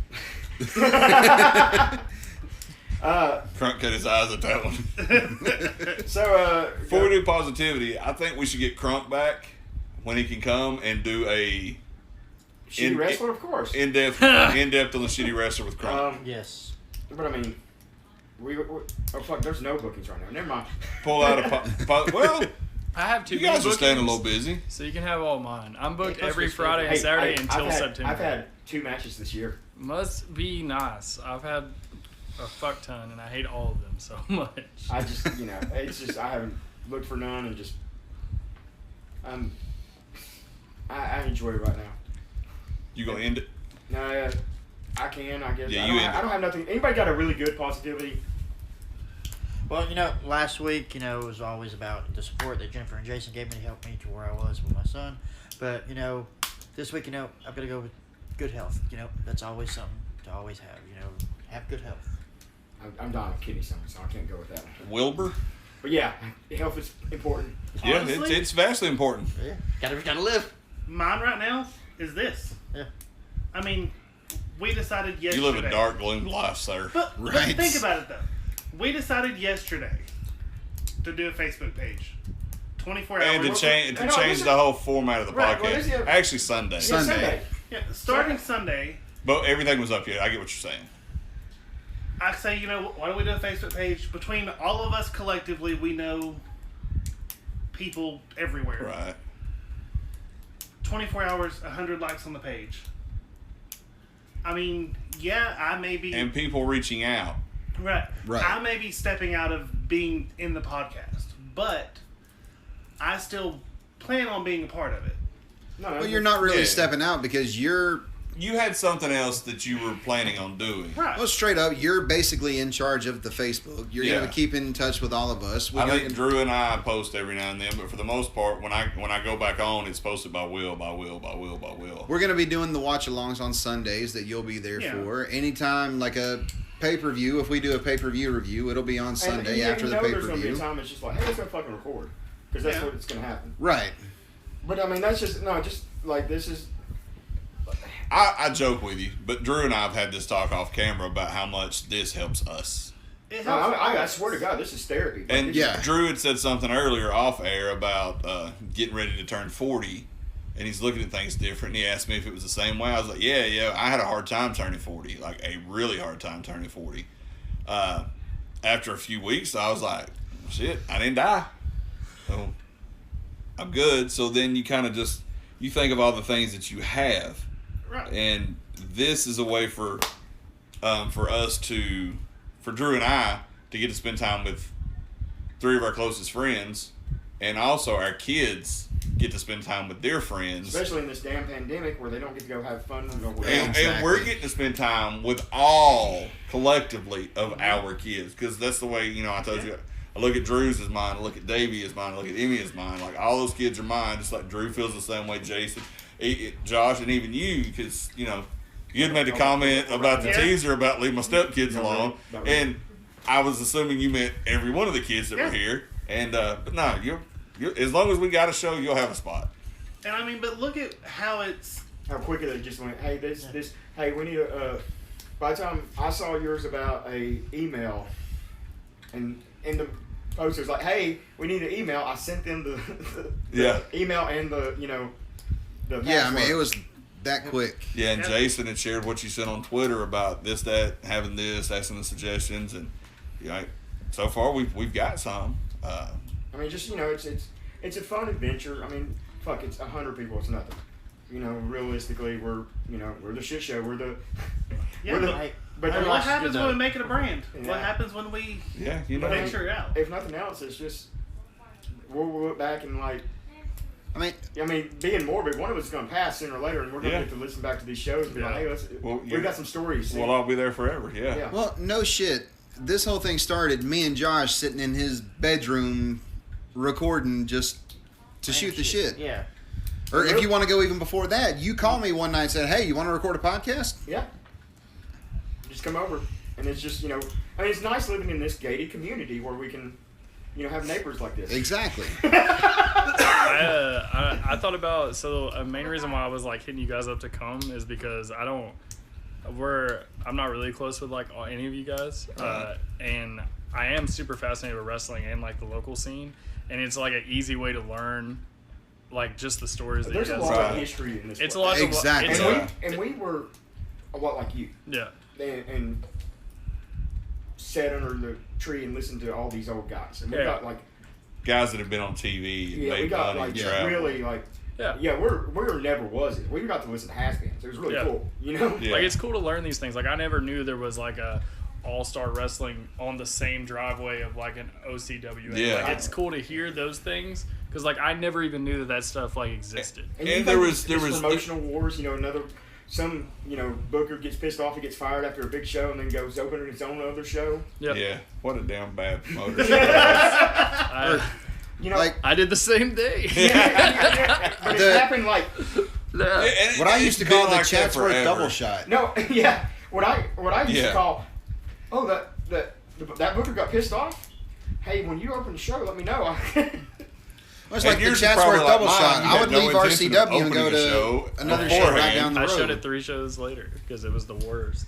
I just, it's a lot of just dumb shit that's happened. Like Yeah. Jerry Springer, there's a lot of us that were on Jerry Springer. Yeah. And- Your and, like, episode was the best. And no shit, our real life was better than Jerry Springer. Yeah. Yeah, like I if they looked, I would can't have find some it. shit, they could have filmed they could have just followed us around for a weekend. Yeah. No shit. That's a reality show I would have So, I paid mean- for. Really? I know a producer. But no, it's, Motherfucker, I lived through half of it. hey, you know what? There's my positive. Living through that. Yes. Yeah, there you go. I got mine, and it's Crunk's a prime example of it. No matter what your past is, you can be better. Yep.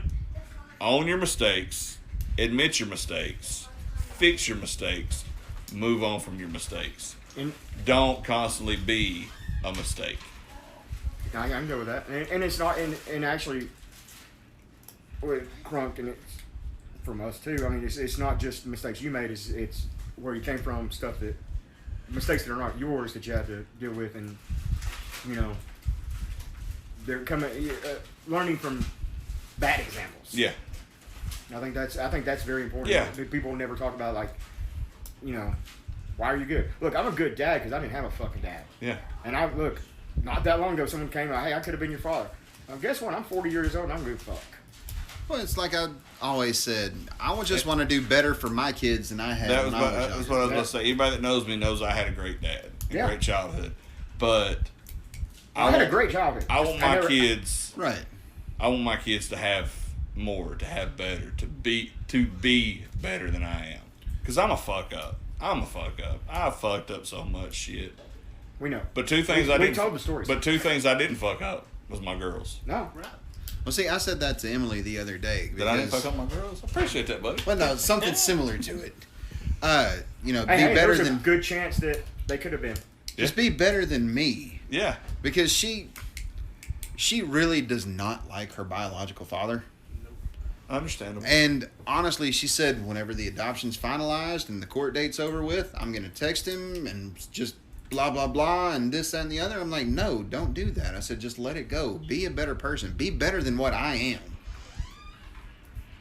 I said, you don't have to deal with him anymore. You don't have to worry about it anymore. Just wipe it. Just, wipe that, it's gone. It's wipe over. that out the memory. So is that your positivity? No. What you got? Actually, my positivity, Uh-huh. and you may think it's crazy, but my positivity of the week was Marcus Ellsbury. Okay, I'm interested. He, Another victim of the black hole. well, he was the There's a victim lot of the of black hole victims. after I was. Yep. So he took on that from me, I guess you could say. He lifted your burden. And without that, I wouldn't have what I have right now. I Right. wouldn't have all this. I wouldn't have you guys here at my house right now. And you and him have become friends again. Right. Weird. It's crazy how that works. Yeah, because I we was- had so much heat with him. Well, he pulled a fucking gun on me. I was talking about even before the black hole. Oh, I was just talking about that.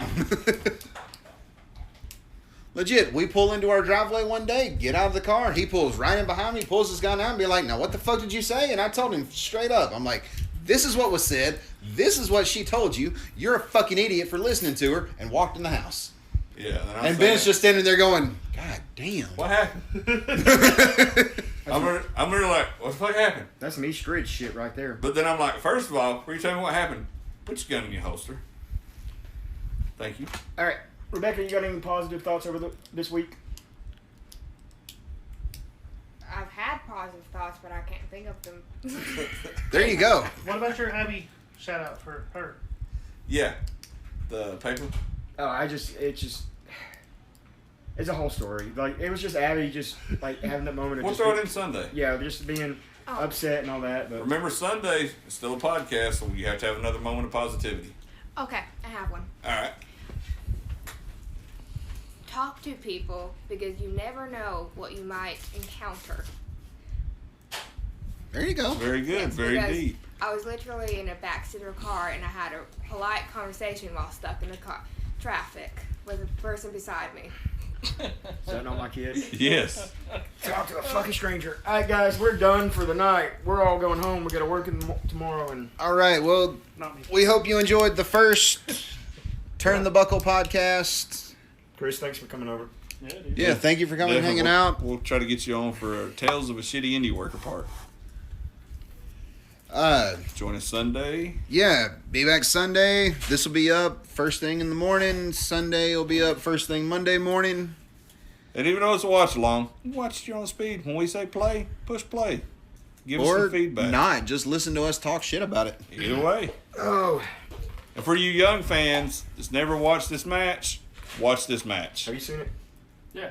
Yeah, okay. Yeah, I'm a sucker for stuff like that. Chris Crunk is a student of the game. You know that. You've watched the Empty Arena? All right, guys. Well, it was a Thanks for great first podcast. We did have notes. We still got a little sidetracked. We'll try to do Hey, we better didn't on get all the that. But spots in. When are y'all ever not sidetracked? And on that note, we'll see you fuckers Saturday. peace Sunday. out, fuckers.